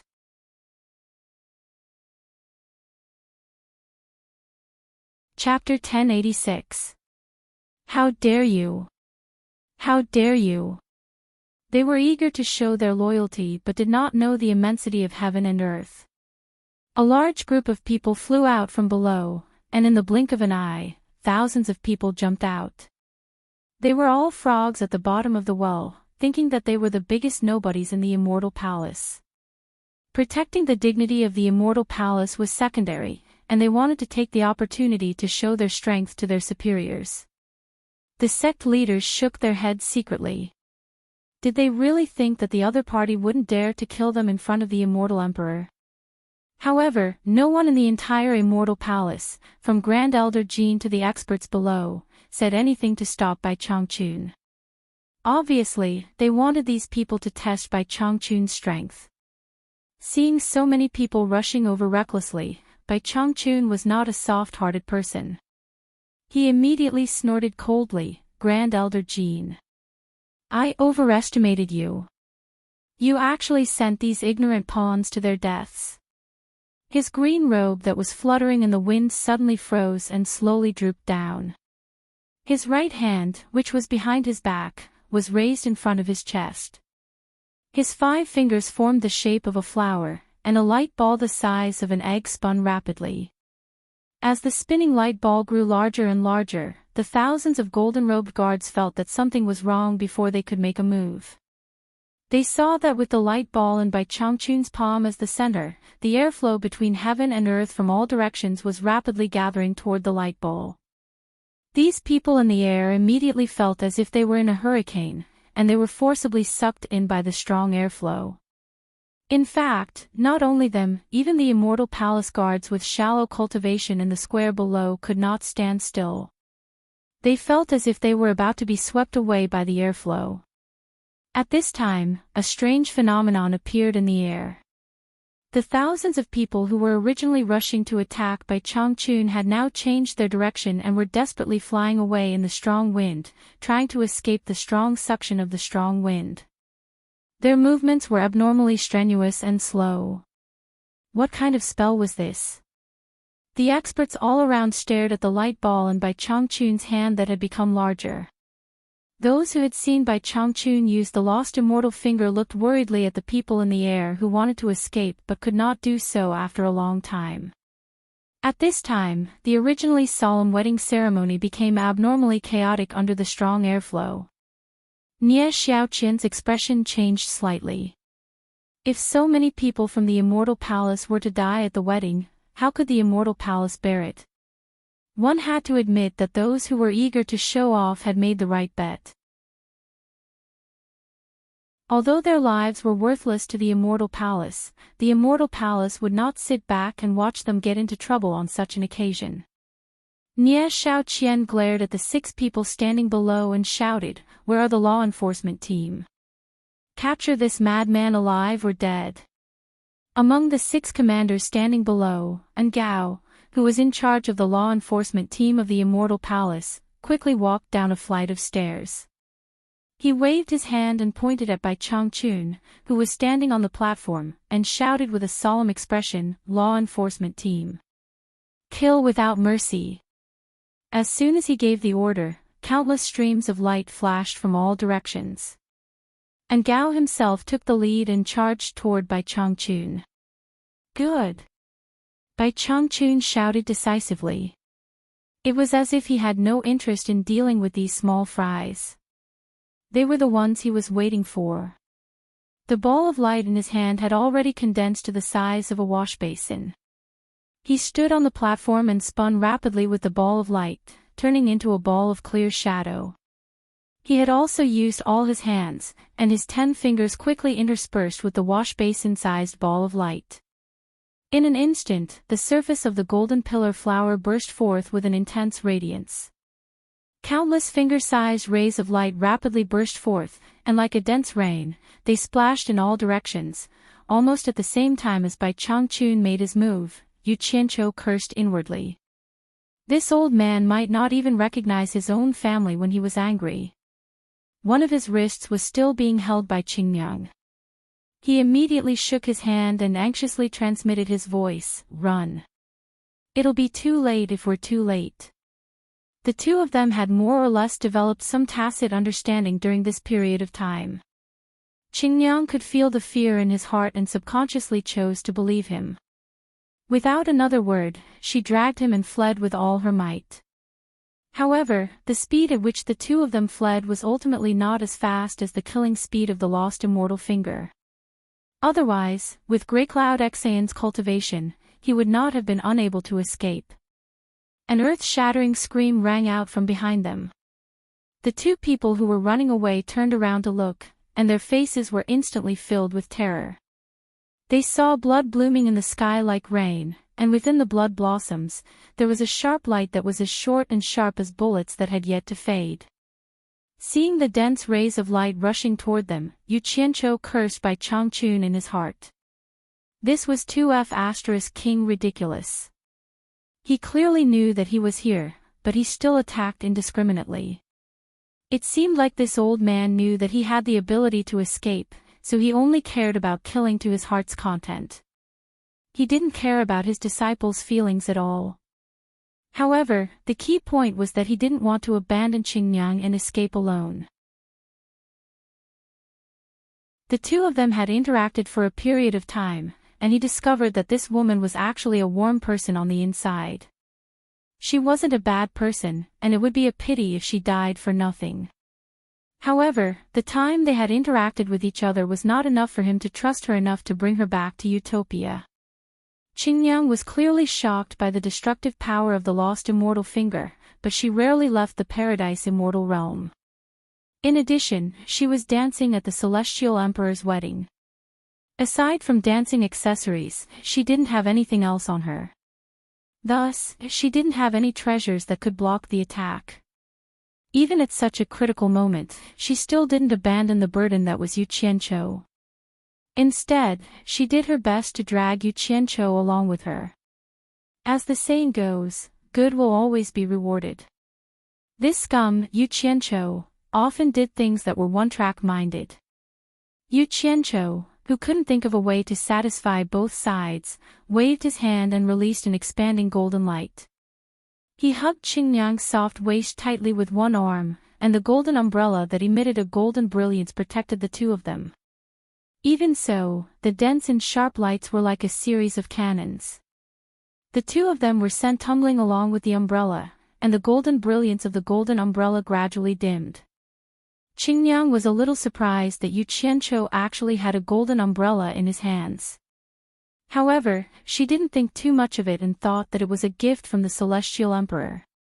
At the same time, she could see that Yu Qianqiu's cultivation was too low and couldn't unleash the defensive power of the golden umbrella. She immediately stretched out a hand and grabbed the back of Yu Qianqiu's hand that was holding the handle of the umbrella. With her help, the golden brilliance of the golden umbrella exploded, and it immediately blocked the endless stream of sharp lights. It steadily protected the two of them as they escaped. The commander of the law enforcement squad, Gao, was the first to realize that something was wrong. When he sensed that the terrifying killer move was about to explode, he immediately roared, "Retreat! Retreat!" He immediately took out the golden umbrella and withstood the powerful attack at close range, then quickly retreated. However, the others were not so lucky. After all, the golden umbrella personally refined by Immortal Emperor Jin Tai was not given to just anyone. Under the explosive attack of the lost immortal finger, even someone with Zhangyan Xayan's cultivation couldn't escape, let alone the others. A tragic massacre immediately appeared in front of everyone's eyes. For a moment, miserable screams resounded in the sky. Among the large group of people who came to attack from the sky, only a few were able to escape in one piece. Almost all of them were turned into bloody sieves. This was only the first wave of people to suffer. The guards of the Immortal Palace, who were originally lined up in the square, were the most unlucky group of people. For a moment, there were wails and cries, and in an instant, blood flowed like a river. It was simply too horrible to look at. As the power of the lost immortal finger continued to spread, many of the palace masters on the 3,600 mountains of the Paradise of Bliss on both sides of the stairs were not spared. The 12 immortal monarchs sitting on the stairs were also startled. Together with several commanders, they almost simultaneously flashed to Immortal Emperor Jin Tai's carriage. They seemed to be protecting him, but no matter how one looked at it, it looked like they were seeking the Immortal Emperor's protection. The Immortal Emperor was indeed the Immortal Emperor. At the critical moment, he did not disappoint everyone. Jin Tai waved his hand and a pale golden wall of light quickly spread out to block the front. This position was originally a place that had received special attention from Bai Chongqun. The fierce rays that erupted from the lost immortal finger were far denser than in other places. Countless fierce lights poured down, striking the light golden wall of light and exploding. The result was like raindrops falling onto the surface of a lake. Although ripples were created, they were utterly unable to break through it, let alone injure the person hiding behind it. On the contrary, the nearly 1,000 sect masters sitting below were all really impressive. Almost every sect had a trump card that could save their lives at the critical moment. In an instant, all kinds of strange treasures were revealed. Under the indiscriminate attack of the lost immortal finger, not many of them died. They no longer cared about giving face to the immortal emperor. Saving their lives was their top priority. One by one, they scattered like birds and beasts, hurriedly fleeing far away to watch the show. However, there was a blue-robed man with a silver mask on his face who didn't flee. He sat there as steady as Mount Tai, and when the beams of light shot towards him, he touched the snow-blue ring on his left hand's index finger. After which, his hands moved like a phantom, and he used the powerful defensive power of the snow-blue ring to destroy the beams of light that shot towards him. Bai Changchun saw that the lost immortal finger attack had no effect, so he waved his hand and ejected the last small ball of light, directly hitting the mystic wave light wall that Kinta had cast. Boom! There was a loud explosion as the mystic wave light wall surged with huge waves, but it still didn't break. This was already within Bai Changchun's expectations. If an immortal emperor couldn't even block his lost immortal finger, then it would really be strange. On the contrary, it was Wang Qing, who was sitting as steady as a mountain, who attracted Bai Changchun's attention. There were mutilated corpses everywhere below. The huge square made of gold was full of potholes, collecting and storing the blood that was flowing everywhere. The magnificent immortal palace layout was completely destroyed. The densely packed living people could no longer be seen. Those who didn't die had already fled far away and didn't dare to come close.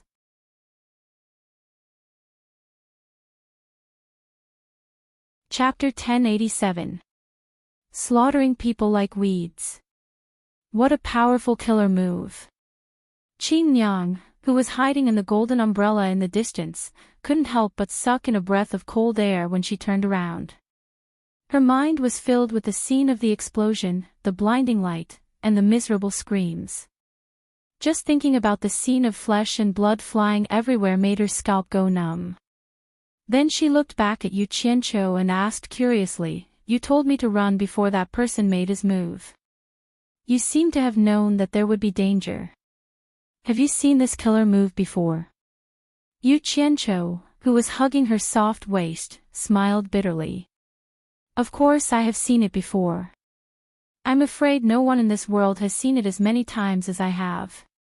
Tu Tsangin Axayan was slaughtered like a dog under the lost immortal finger. With so many people crowded together like vegetables, under the indiscriminate attack of the lost immortal finger, it would be strange if blood did not flow like a river. "No, it's just a hunch," Yu Qianqiu said perfunctorily, but his heart was filled with emotion. The power of the lost immortal finger had grown with the old man's cultivation, and its lethality had become stronger and stronger. Nie Shaoqian, the chief steward of internal affairs of the immortal palace, also withdrew her gaze from the two of them. Seeing that the two of them had escaped at such a critical moment, her tensed eyes clearly showed a sense of relief, and her attention returned to the scene. At this time, the entire golden world was filled with a strong smell of blood. Even Emperor of the Underworld, Bai Qi, who was standing in front of the window of the Immortal Palace's pavilion, could not help but frown. Bai Qi looked at Jean Tai, who had suddenly stood up, and snorted coldly. He couldn't help but find it funny. If this guy did not like to put on airs like an emperor, he would not have lost so many of his men at once.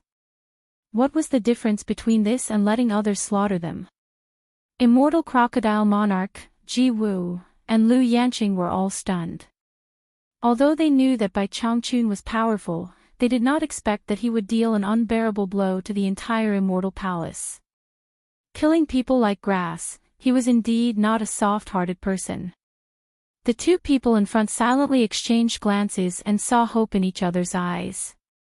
The two of them started to look around and finally locked their gazes on Yu Qianqiu. Right below the floating Immortal Palace, the nearly 10,000 sect masters from the various sects were all dumbfounded. They didn't expect that on such a day, a madman would come to the Immortal Palace and start a massacre in front of the Immortal Emperor. Too powerful. Kill! Jean Tai shouted. The paragons of the immortal world couldn't help but give the order.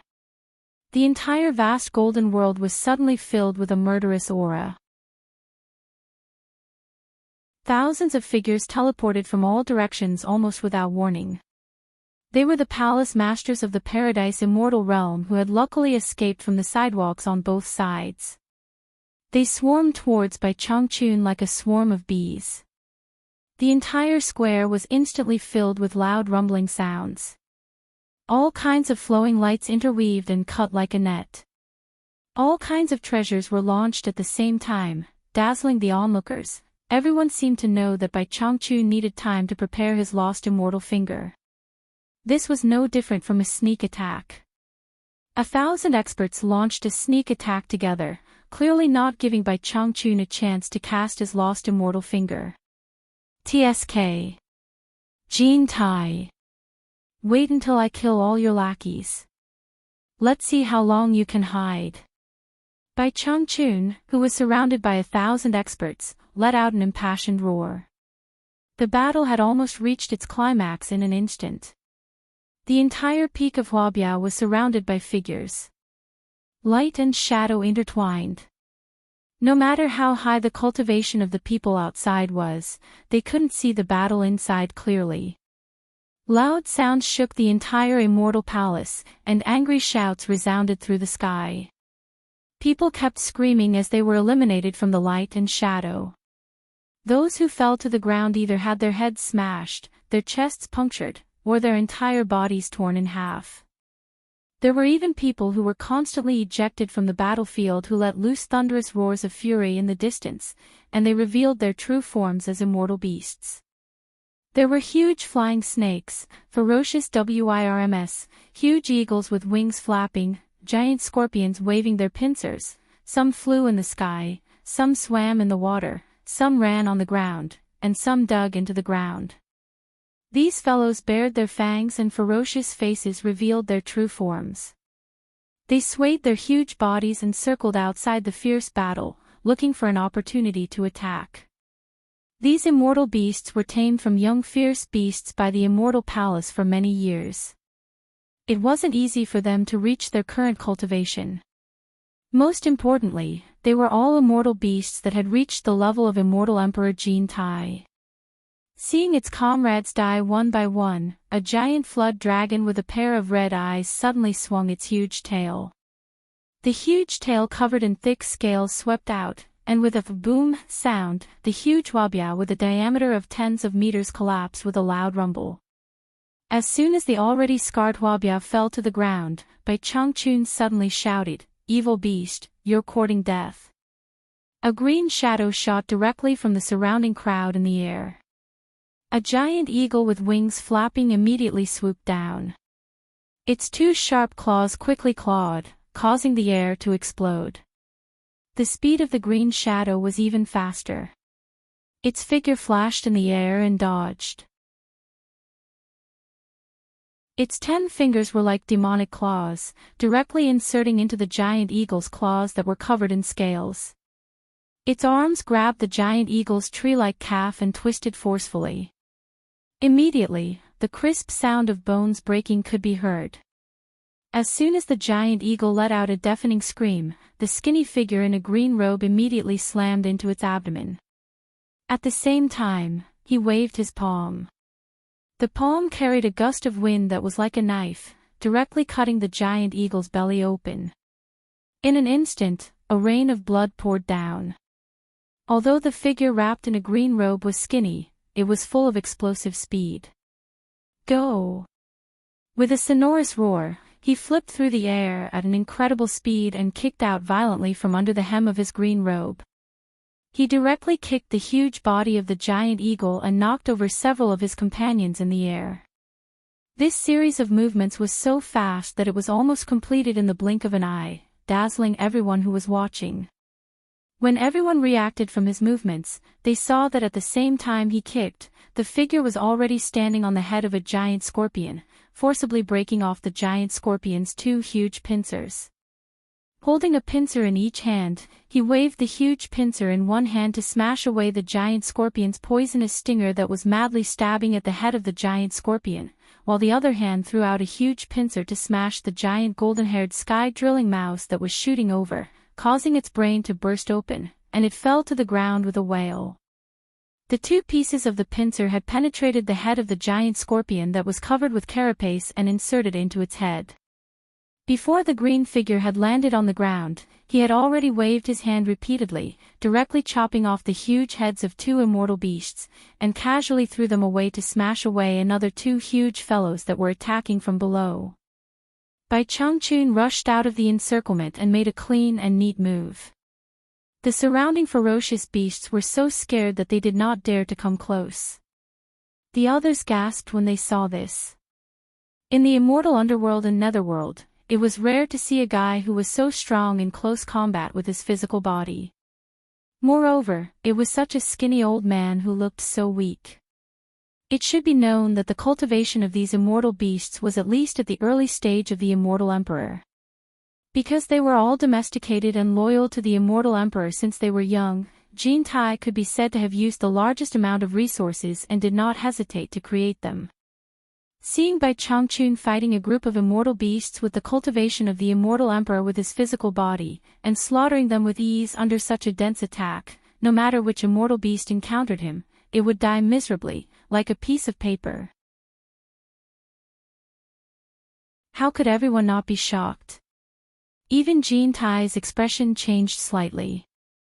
He, who was always calm and expressionless, actually had a somewhat pained expression on his face. Lu Yanqing, who was beside her, opened her red lips slightly, as if she was seeing the #1 expert in the human world who fought against the heavens and the earth. But this time, the battlefield had moved to the immortal world, and it was the immortal palace that ruled the immortal world, but he was still as strong as ever. Immortal Crocodile subconsciously touched his neck, a little fear in his eyes. He did not know what would happen if the skinny old man's palm hit his neck. In the distance, Yu Qianzhou's expression twitched. From Bai Changchun's movements, he could see the shadow of animal play, that heroic spirit that could reach the clouds, no matter how many enemies there were. He could predict the enemy's moves and kill without mercy.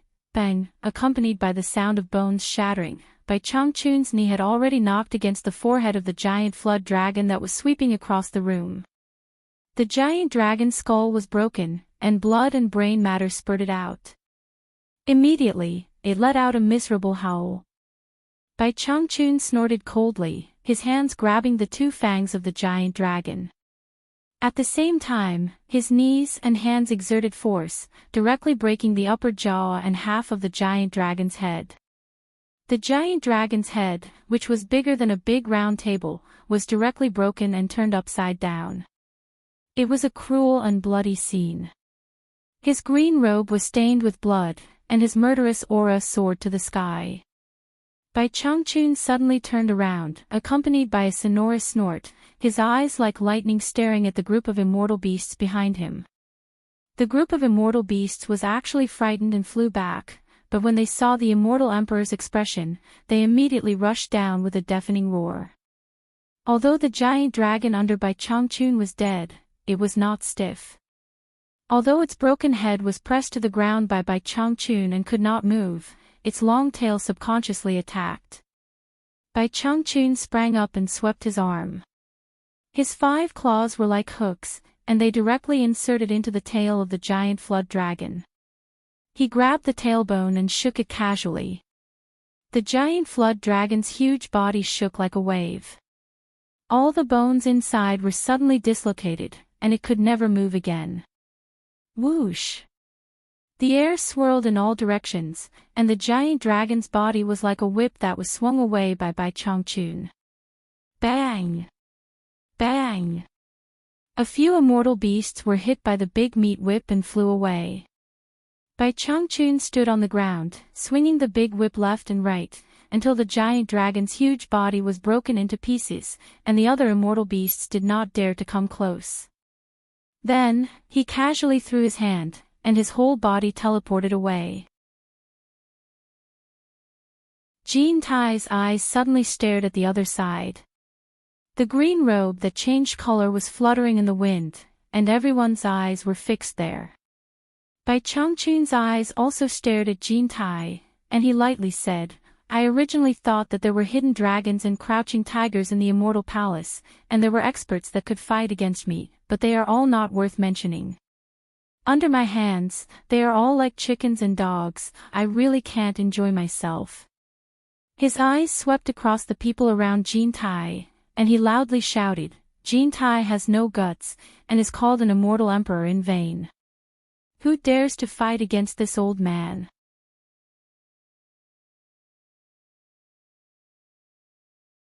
Chapter 1088. The sound spread to the entire Paradise Wonderland. Anyone could hear that these words were deliberately provoking Jean Tai, however, this was not the case. Bai Changchun's eyes always glanced at the blue-robed man with a silver mask on his face below the stairs. Although Bai Changchun didn't know him, he didn't know what was going on. He vaguely sensed that this person exuded a dangerous aura. In fact, it wasn't really detected, but Bai Changchun sensed it by intuition. Since he started practicing bird play, the instinct that was stronger than a beast had never been wrong, so it aroused his vigilance from the beginning. But the strange thing was that he couldn't sense the dangerous aura later. No matter how fierce the fight was, this person closed his eyes and sat there quietly like a dead tree or stagnant water. He should have entered a certain state. Being able to enter this state on this occasion made Bai Changchun even more vigilant. He had been trying to figure out the identity of this person. The others below had run away, but he was still sitting here indifferently.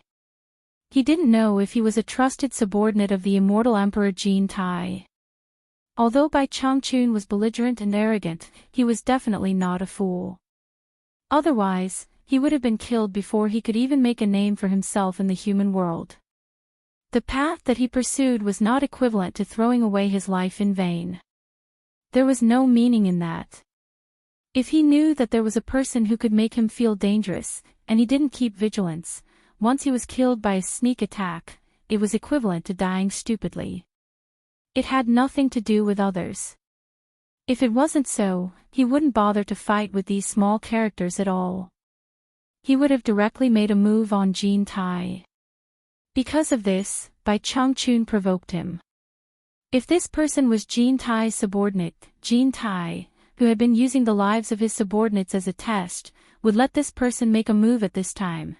He was like this, but he didn't know that Jean Tai was also worried about Wang Qing. Otherwise, how could he let Bai Changchun lose face in public like this? Was the face of an immortal emperor so worthless? It must be known that Jean Tai was not a reckless person who could rule the immortal world for so many years. A real reckless person would not be able to walk to the end. How could there be so much good luck between life and death? Wang Qing sitting here quietly alone made Jean Tai feel that something was wrong. He absolutely didn't believe that Wang Qing didn't leave until now to stay and be loyal to him. That was simply a big joke. He even suspected that Bai Changchun's arrival at this time was arranged with Wang Qing. How dare you! How dare you! The voices rose and fell. The 12 immortal monarchs exchanged glances with each other solemnly. The others were also ready to make a move. At this time, they had to make a move. Arrogant bastard. Jean Tai's sneer was equivalent to stopping his men from coming out. Not only did he not get angry because of Bai Changchun's words, but he also regained his calmness. He stared coldly at Wang Qing who was sitting below and pointed at him arrogantly, Wang Qing. As the sect master of the number 1 sect in the celestial world, Heartless Palace, you ought to teach this arrogant fellow a lesson lest he thinks that there is no one capable in the celestial world. Bai Changchun's eyes slightly flickered as he stared at Wang Qing. So this was the sect master of the number 1 sect in the celestial world, the Heartless Palace. He had heard of this person from Yu Qianzhou. The eyes under the silver mask still couldn't be closed. An indifferent voice came from under the mask, the immortal emperor is flattering Wang Qing. Wang Qing is just a defeated opponent of the Immortal Emperor. With the Immortal Emperor here, it is not Wang Qing's turn to show off. Moreover, the Immortal Emperor has many experts under him. With the 12 immortal monarchs, any one of them is stronger than Wang Qing. This was a euphemistic refusal. Nie Shaoqian immediately shouted, "Wang Qing! You dare to disobey the Immortal Emperor's decree." Wang Qing sat there indifferently, completely ignoring her. Jin Tai's eyes narrowed slightly and his tone became heavier. "Wang Qing, I order you to eliminate this arrogant bastard for the celestial world. Wang Qing is here to congratulate the Immortal Emperor's wedding. After the wedding, Wang Qing will return to the Heartless Palace. The other matters have nothing to do with me," the voice under the mask said lightly. The nearly 10,000 sect masters below the Celestial Palace were in an uproar. Wang Qing's words clearly showed that he was disobeying Immortal Emperor Jin Tai's decree. This wedding was getting more and more chaotic. Inside the Celestial Palace, Emperor of Hell Bai Qi, who had his hands on the window, put his hands behind his back and began to re-examine the sect master of the Heartless Palace, Wang Qing, who had publicly disobeyed the Immortal Emperor's decree. Jin Tai was not angry. He only slightly nodded and said, "It seems that I am too merciful. After this, it is time for the order of the celestial world to be restored." Then, he looked at the figure on the platform and let out a mighty voice that shook the heaven and earth. "Left and right protectors, immortal monarchs, listen to my order, kill this bastard immediately." A chorus of voices sounded. Before the 30 figures moved, they heard Bai Changchun's deep voice that shook the heaven and earth. "There is righteousness in heaven and earth, righteousness, condense." He suddenly spread his arms, and the atmosphere between the heavens and the earth suddenly froze. Immediately, a brilliant heavenly might descended, and an invisible and majestic aura covered the sky and the earth, rushing over from all directions. He did not dare to underestimate the subordinates that Immortal Emperor Jin Tai used. At the same time, after understanding Wang Qing's position, he did not want to waste any more time with Jin Tai's subordinates. He wanted to end the battle quickly and directly fight Jin Tai, so he immediately used the righteousness technique that could borrow the power of heaven and earth. It was on a completely different level from the condense formula that he usually used in a small area. One must know that he was dealing with so many masters at the same time. In an instant, the 12 immortal monarchs and the remaining 18 protectors were frozen in the air, and it was extremely difficult for them to move. Under the righteousness, the unusually pungent smell of blood was instantly swept away, and the river of blood on the ground quickly turned into smoke, dispersing in the blink of an eye along with the lingering clouds and mist. The blazing sun in the clear sky was like fire. Under the direct rays of the sun, the entire immortal palace shone even more brilliantly. The golden ground, which was full of potholes, was deforming at a visible speed. Under the heavy pressure, the golden railings and arches that were erected in the surroundings were like candles meeting fire, sinking rapidly as if they were melting. Wang Qing was still sitting in the same place, but the golden table where he sat was untouched, and even the wine and delicacies on the table were still in the same place. A pale golden ball of light quickly expanded from Jin Tai's body. With a wave of his golden sleeve, the ball of light wrapped around the 10 people in front of him and separated from him. He casually pushed the 10 people out of the range of the huge pressure, and directly flew into the main hall of the Immortal Palace. The 10 people who were sent away. Chief Majordomo Nie Shaoqian and the 6 commanders were in charge of everything inside and outside the Immortal Palace. They needed to contribute to the reconstruction of the post-war order. Ji Wu was his immortal empress, so these 8 people naturally needed to be protected. As for Yi Shuojuan and Lu Yanqing, they came along for the sake of his newlywed wife.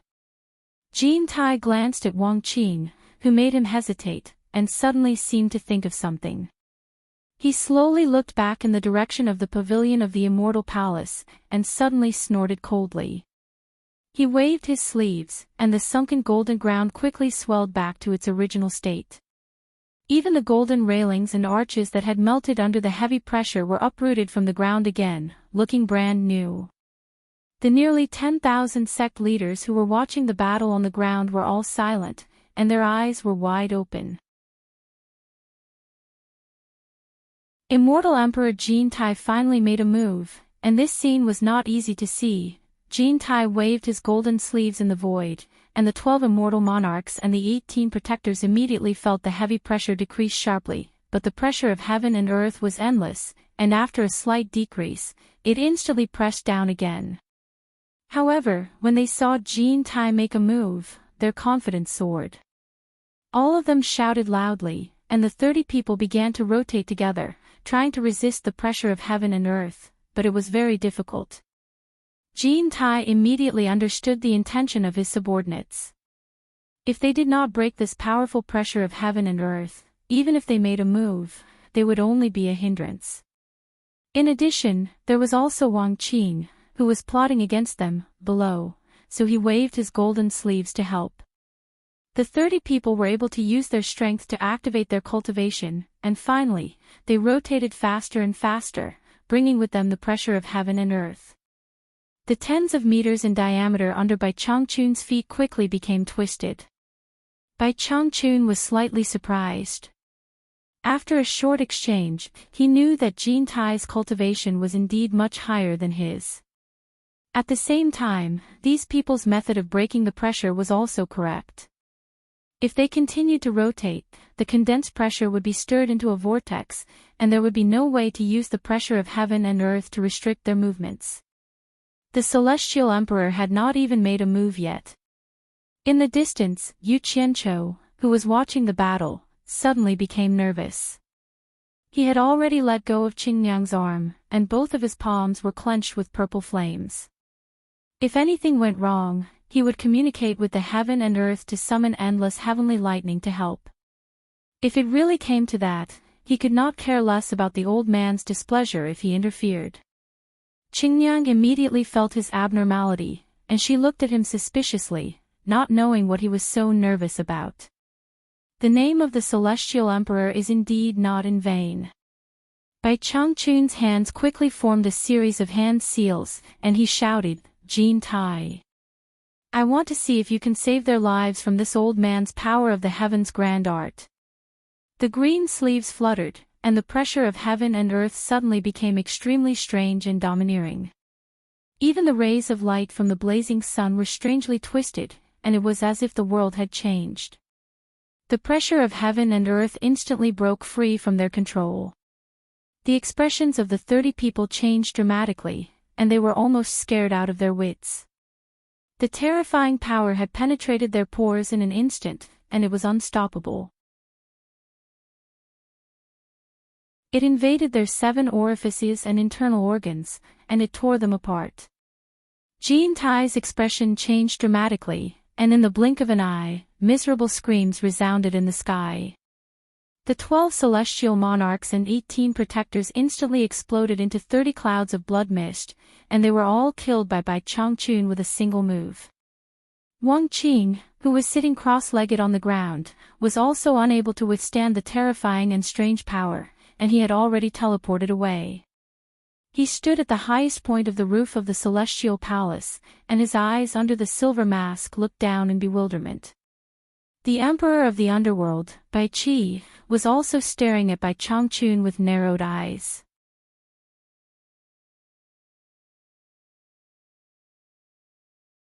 Chapter 1089. No wonder you were able to escape from the Netherworld Forbidden Land alive after being severely injured by Bai Qi. You actually managed to comprehend the restrictions of the Netherworld Forbidden Land. Is this what you're relying on to be so arrogant?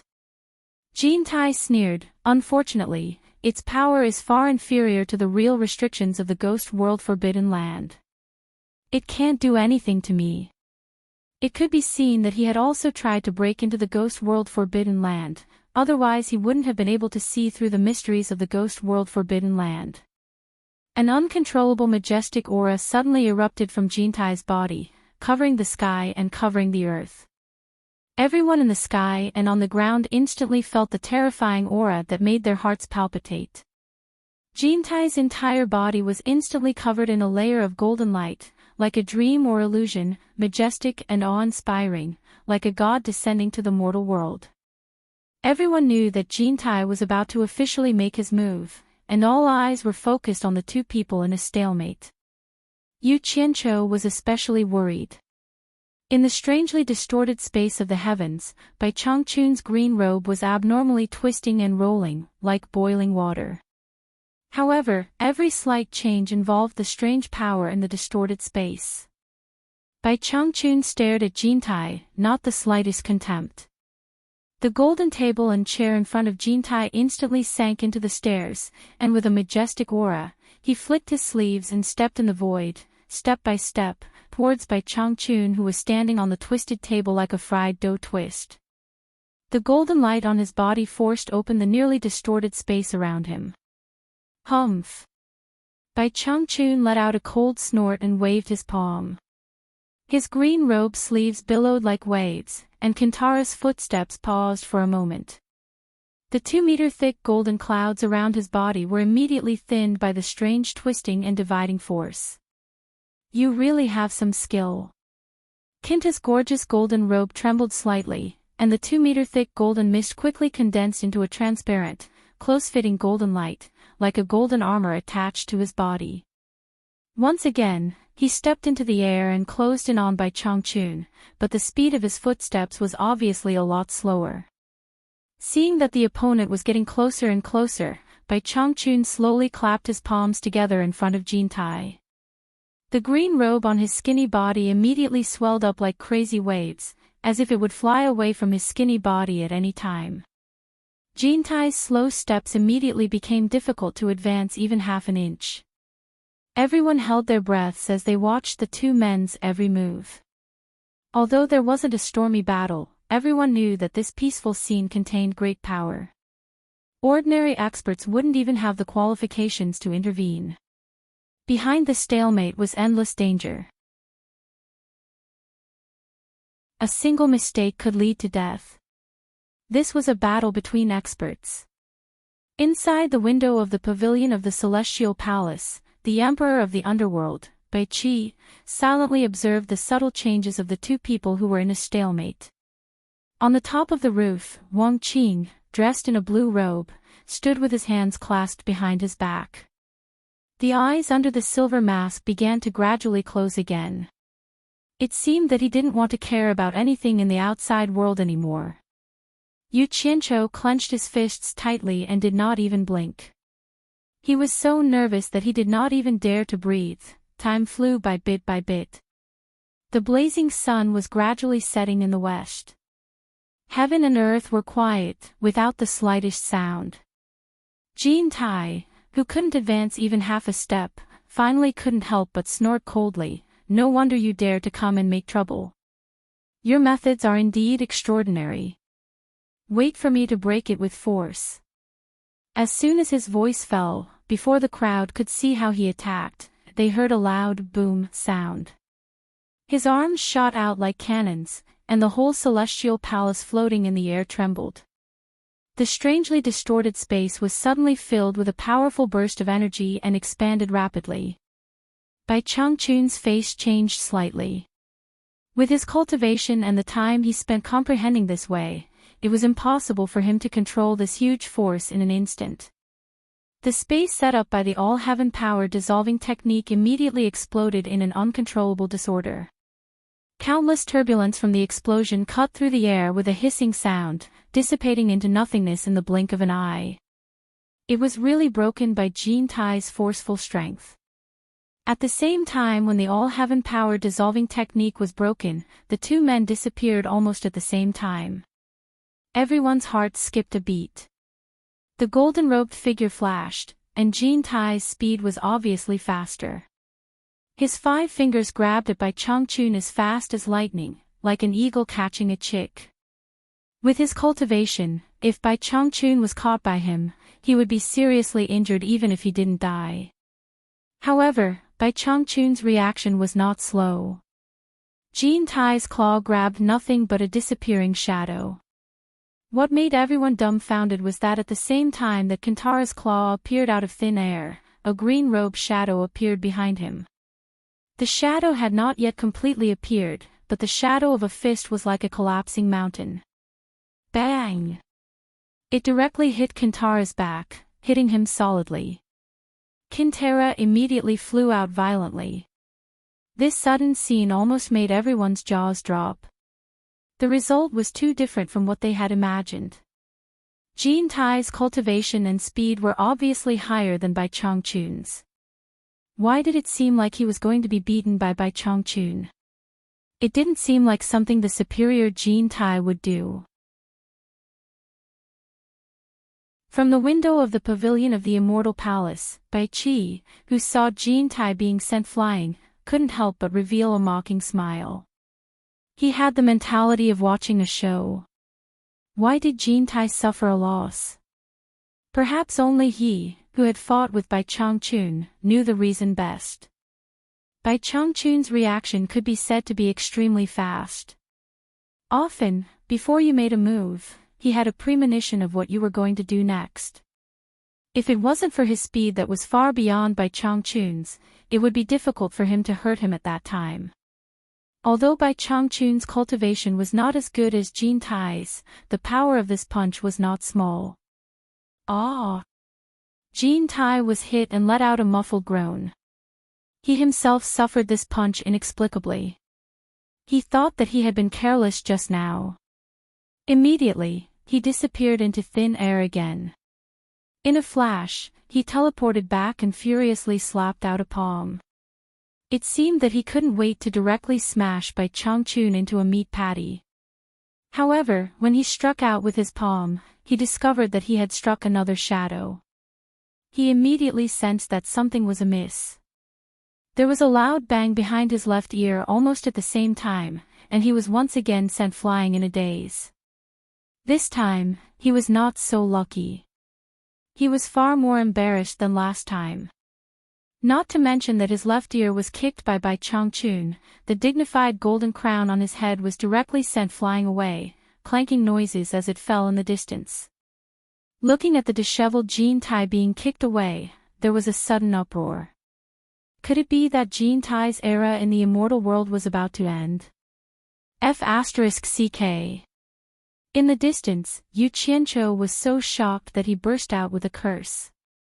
This old fellow beat the immortal emperor in front of everyone. This time, he had gained a lot of face. Even if he lost in the end, it was worth it. Everyone was still in a daze. Bang!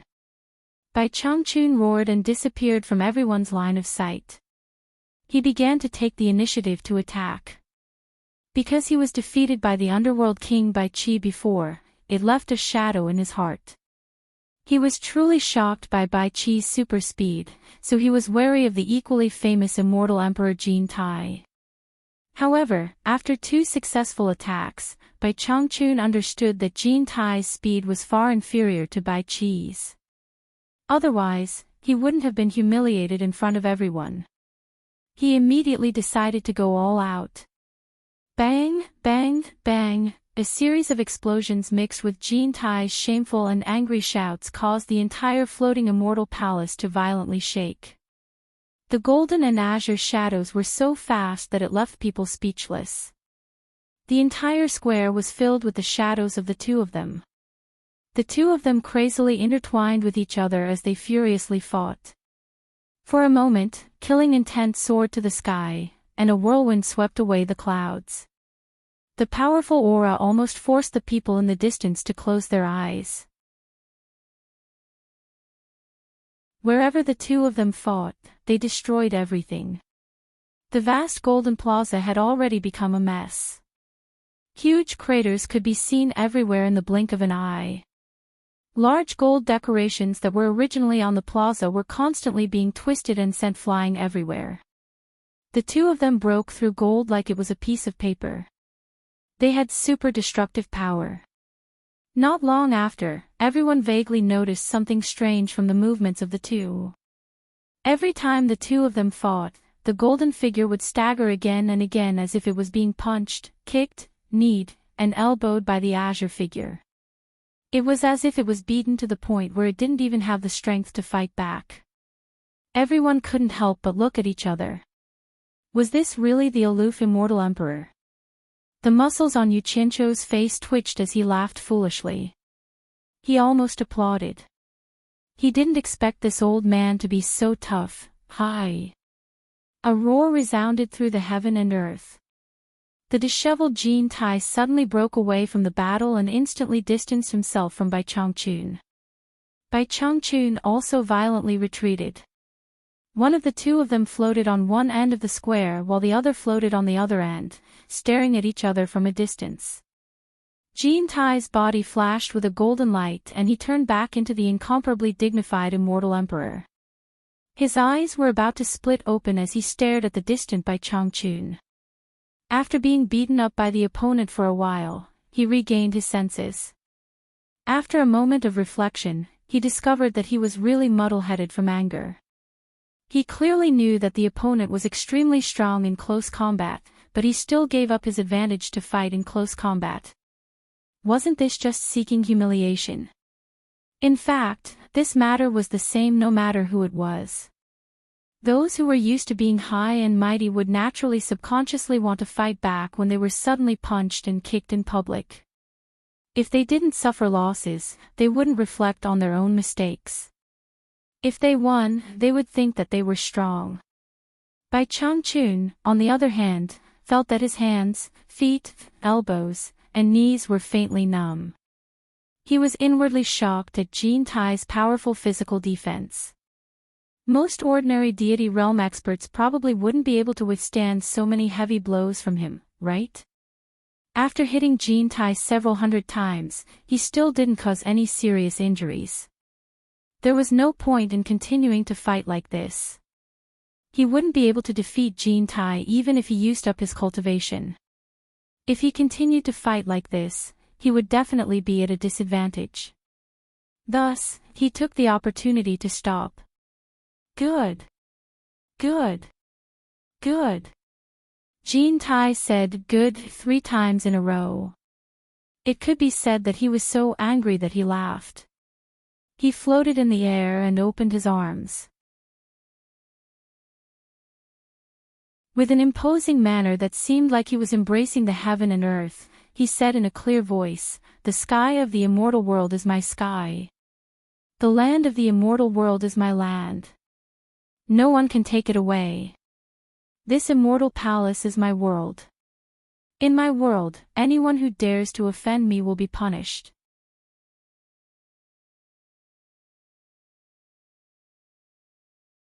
Chapter 1090. Boom. As soon as these words came out, the entire vast and magnificent immortal palace suddenly erupted with a golden light that shot into the sky. Above the firmament, a single stone set off 1,000 ripples. Waves of air surged angrily towards the surrounding sky like water in clouds. The majestic and unparalleled aura shook the heavens and the earth, giving off a domineering feeling that it could kill everything in the world. It was as if the sky had been pierced through in an instant.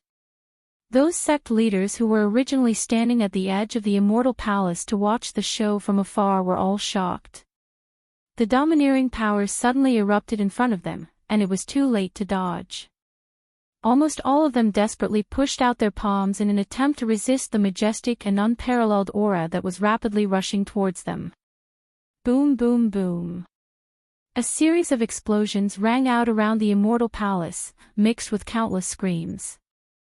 Wan Bushing's beard and hair stood on end as he forcefully protected Wan Ling with his Gang Qi to withstand the unparalleled shockwave. In an instant, he was blown away. Longxing also protected Long Xiaojiu and was sent flying. The cultivation of these two sect leaders was considered good, but the others did not have such a good ending. Nearly half of the nearly 1,000 sect leaders were instantly killed by the shockwave, exploding into a mist of blood. Not even a complete bone could be found. Nearly half of the remaining people vomited a mouthful of blood and fell to the ground. It was unknown whether they were dead or alive. Most of the others who were still in the air were more or less injured to varying degrees. It was unknown whether those sect leaders who were complacent because they were ranked within the top 1,000 and were able to attend the Immortal Palace could still be happy. As for those sect leaders who were sitting below to watch the show, they were secretly rejoicing.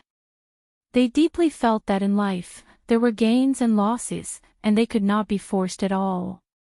When an immortal emperor was enraged, blood would flow like a river. Wan Ling and Long Xiaojiu looked at each other from afar with fear in their hearts. If it weren't for the protection of the sect leaders of the two sects, the two of them would have been dead by now. The two women were already a little afraid to continue watching the battle. The battle between these top-notch experts often involved a large number of people. It was really too terrifying. It was not something that people with shallow cultivation like them could get close to and watch the show. However, for someone at Wan Bushing's level, how could he miss such a once-in-a-lifetime opportunity? Perhaps today's comprehension would be tomorrow's breakthrough, so he naturally had to continue watching.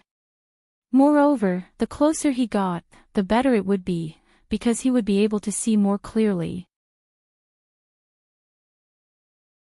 On the other side, Yu Qianqiu was also in a daze. He was sent flying with the golden umbrella.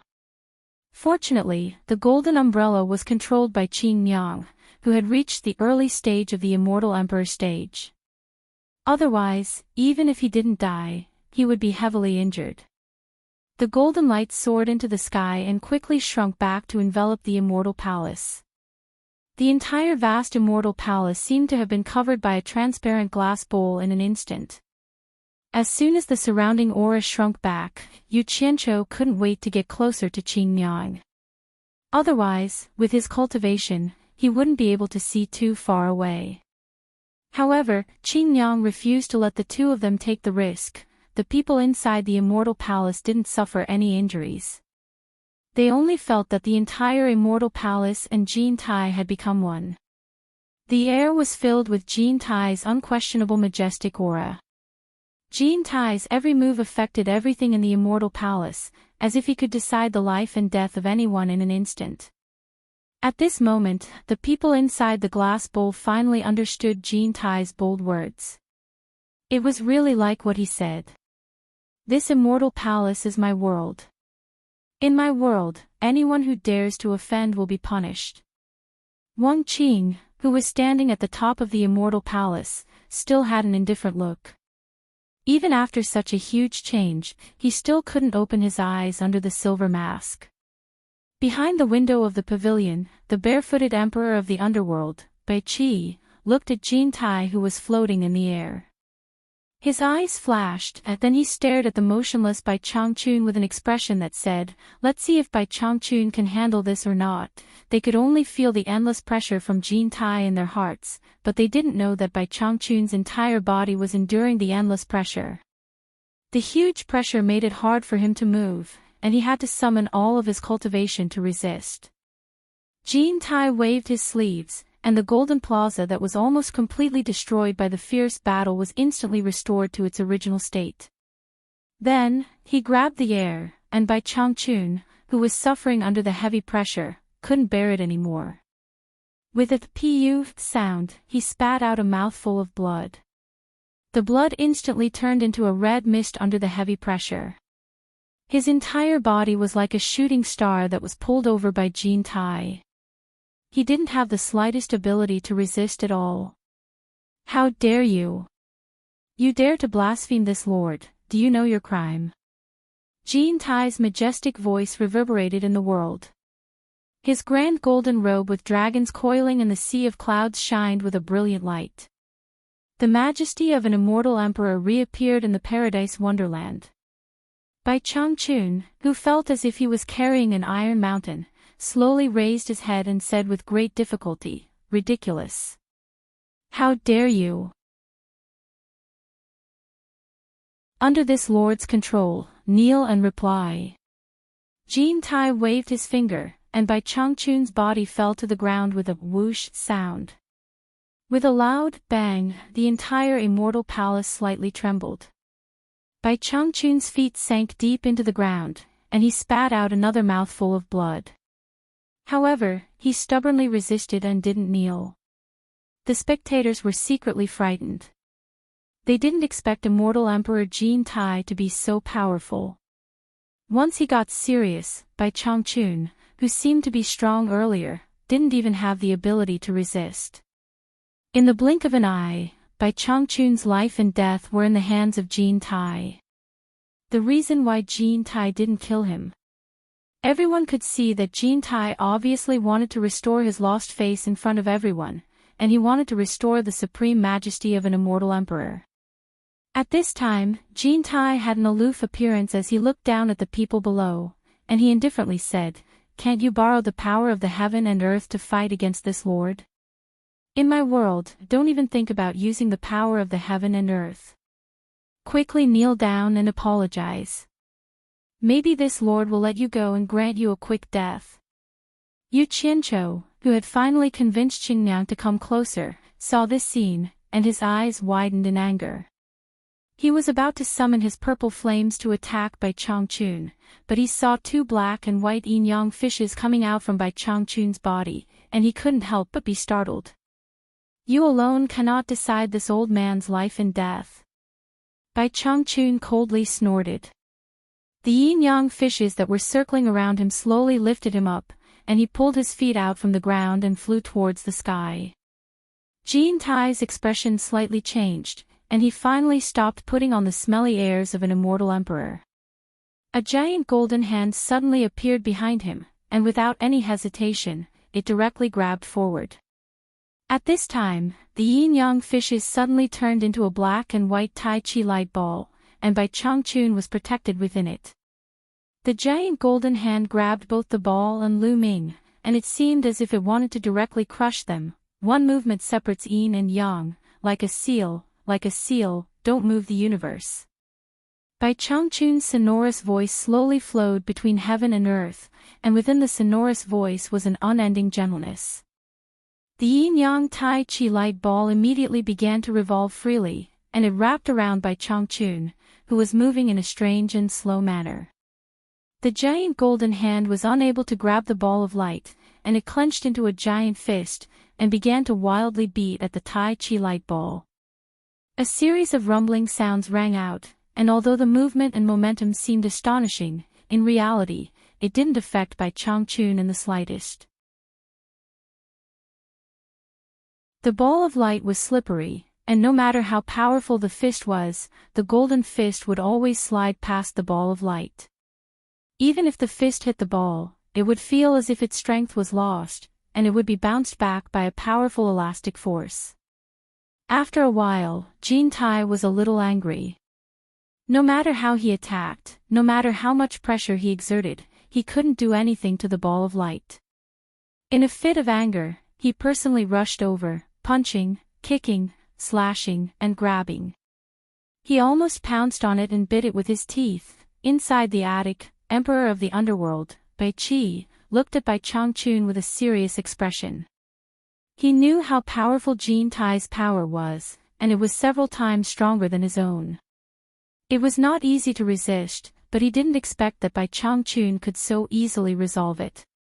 His intuition told him that the ball of light might be some kind of treasure. Everyone looked at Bai Changchun, who didn't fight back, in surprise. Their eyes gradually became fanatical as they looked at the Tai Chi light ball. They were all trying to figure out what kind of treasure it was that could withstand such a heavy blow from immortal Emperor Jin Tai without any damage. It was undoubtedly a top-grade defensive treasure. If it fell into their hands, Jin Tai. Today's battle ends here. When this old man comes again in the future, I will break your golden world and erase your name as the immortal emperor. Bai Changchun suddenly shouted coldly. He didn't have the strength to deal with his opponent. In any case, he had already achieved his goal of turning Jin Tai's wedding into a funeral. There was no point in continuing to waste time, so he drove the Tai Chi light ball to leave this place. You still want to run after entering my world? It's not that easy. Jin Tai's face became ferocious. He flashed in front of the light ball that Bai Changchun was about to leave. So what if it's your world?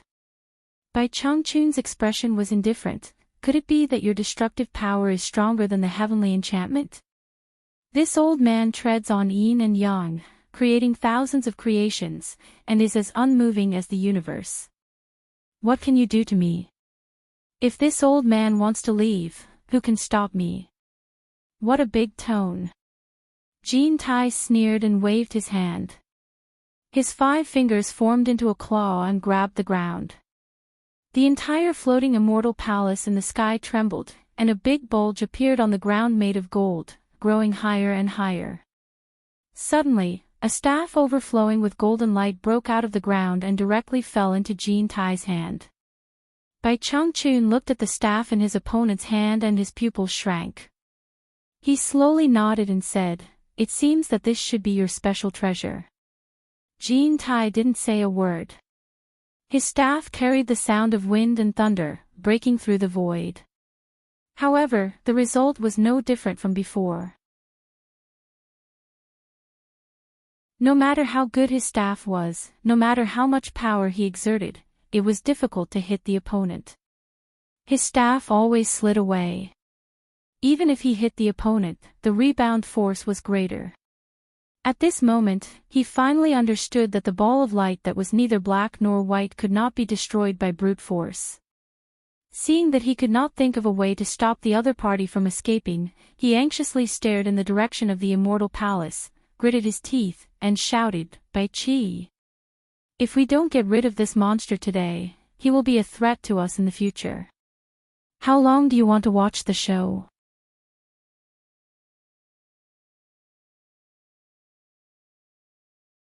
Chapter 1091.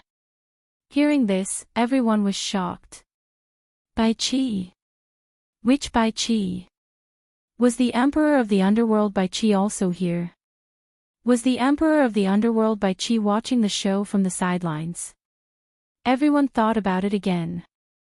The only person who could make the immortal Emperor Jean-Tai call Bai Qi at this time was the mysterious Emperor of the Underworld Bai Qi, who rarely showed his face in the outside world. Bai Changchun paused and suddenly turned his head.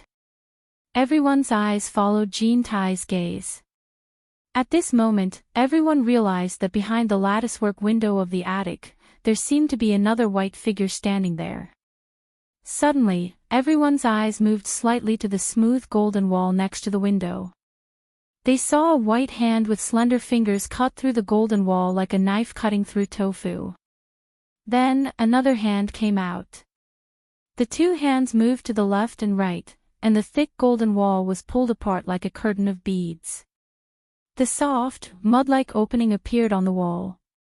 Wang Qing, who was standing on the highest point of the roof of the celestial palace, suddenly opened his eyes under the silver mask. He was also startled by the movement below and looked down in disbelief. He didn't expect that someone was hiding under his feet. They were so close, but he didn't notice them. The other party's cultivation level was obviously higher than his. Was it really the Emperor of the Underworld Bai Qi? At the gap of the golden wall that was torn open, a barefooted scholar in white clothes floated in the air. Looking at the 2 people who were locked in a stalemate below, he shook his head slightly and smiled. Then, he walked out of the void step by step as if he was walking on water. This scholar in white clothes was the legendary Emperor of the Underworld. Everyone widened their eyes and sized him up. In reality, among the people present, not many had seen the Emperor of the Underworld Bai Qi. Suddenly seeing such an elegant and handsome scholar in white clothes, they were all a bit surprised. Was this person who looked like a weak scholar really the famous Emperor of the Underworld? It was really him. Yu Qianqiu was shocked. Suddenly, he saw Bai Qi tilt his head and nod at him with a smile. It was a polite greeting. Yu Qianqiu's expression twitched as he looked at Bai Changchun and Qin Tai. He's the Emperor of the Underworld, Bai Qi. He's actually the Emperor of the Underworld, Bai Qi. Wan Ling's face instantly turned pale as she looked at Bai Qi, who was walking in the air, and muttered to herself. Her thoughts instantly returned to the blue rippling pool in the desolate valley many years ago. The naked woman, in the immortal realm. Not many people dare to do this to me. You have already done this to me, so you must take responsibility for me. The white-clothed scholar said, take responsibility for you. I don't think I've done anything excessive to you. It's just a hug and a kiss, yet you want me to take responsibility. You're making things too difficult for me. The naked woman said, I don't care. I've never let another man see my body. You've seen it and touched it, so you have to be responsible for me, or I won't let you go. The white-clothed scholar said, what high-sounding sentiments, to actually threaten me. If you have the chance to find out who I am, you will naturally know that your request is too much. The naked woman yelled, stop. A man dares to take responsibility for his actions. If you have the ability, then tell me your name. The white-clothed scholar said, I'm afraid you won't be able to bear my name. It's better if you don't know. Seeing Emperor of the Underworld by Chi appear, the shocked Wanbushing suddenly heard his granddaughter murmur. He turned around and asked in a low voice, Ling, what's wrong? Do you know Emperor of the Underworld by Chi? Wan Ling slowly turned her head and said with a miserable expression, he is the man I told you about. Bai Chi is the man you like. Wanbushing looked like he had swallowed a fist-sized apple. His expression was far beyond shock. Grandpa. You once said that as long as it's a man Ling, truly likes, you will find a way to help Ling, get him. Even if he's a married man, you will still snatch him. Wan Ling knew that it was impossible, but she still held on to some hope. Wanbushing almost choked to death. No wonder she was his precious granddaughter. She had such a good taste. She actually chose the Emperor of the Underworld. But was Bai Chi, the Emperor of the Underworld, someone you could get just because you wanted to? He couldn't help but sigh and shake his head with a bitter smile. Grandpa never dreamed that the person you met would be him. I'm afraid Grandpa will have to go back on his words this time. Grandpa is truly powerless. Ling, you should give up on this unrealistic idea. I also didn't expect him to be the Emperor of the Underworld. Wan Ling murmured with a bitter expression. The white-clothed scholar didn't walk very far in the air when he suddenly turned around to look at Wang Qing on the roof. He calmly said, Wang Qing. Standing too high isn't a good thing. There's a saying in the mortal world, the higher you stand, the more painful it will be if you fall. You better understand. Standing on the roof, Wang Qing remained unmoved. He only stared down and slowly replied, Thank you for your teachings, Emperor of the Underworld. Wang Qing will remember it. The white-clothed scholar didn't say anything else. He turned around and strode forward. His pace wasn't fast, but it was as if the ground had shrunk to an inch. In an instant, he arrived in front of the two people who were in a stalemate. Bai Chi looked at the person in the ball of light and said indifferently, Bai Changchun. We meet again. Obviously, he didn't have a good impression of this old fellow who came to his underworld royal palace to cause trouble for no reason. Everyone's eyes were fixed on Bai Changchun. The incident where Bai Changchun was severely wounded by the Emperor of the Underworld in just 3 moves shook the 3 realms. Now that he met the Emperor of the Underworld again, and with immortal Emperor Jin Tai watching from the side, wasn't Bai Changchun a dead man? Not to mention them, even Yu Qianqiu was extremely nervous. He didn't think that the old fellow had any chance of winning. After all, the old fellow couldn't even deal with Jin Tai, so how could he deal with both the immortal Emperor and the Emperor of the Underworld at the same time? Although he knew the Emperor of the Underworld, Bai Chi, and Bai Chi was very friendly to him, he didn't think that their relationship was good enough for Bai Chi to let go of his enemies who had come to the Underworld Royal Palace. Yu Qianqiu was already holding 2 balls of purple flames in his hands. Dark clouds as black as ink had appeared in the sky at some point and were rolling over to cover them. I was thinking of coming to the Underworld Royal Palace to ask for advice when I have the chance. I didn't expect that the Emperor of the Underworld was already here. Bai Changchun looked at the 2 people, and his spirit seemed to be ignited in an instant. He said with a strong desire to fight, "It seems that the Emperor of the Underworld and the Immortal Emperor are determined to keep me here. It would be impolite for me to refuse. I will risk my life to keep you company." In the distance, Yu Qianqiu rolled his eyes and thought, "Impolite my ass. How many lives do you have to give up? Didn't you say that no one could stop you if you wanted to leave?" His brain was just normal for a while, and now he was acting up again. There was really no saving him. Everyone in the world was shocked by Bai Changchun's heroic words. This guy actually wanted to fight the Emperor of the Underworld and the Immortal Emperor at the same time.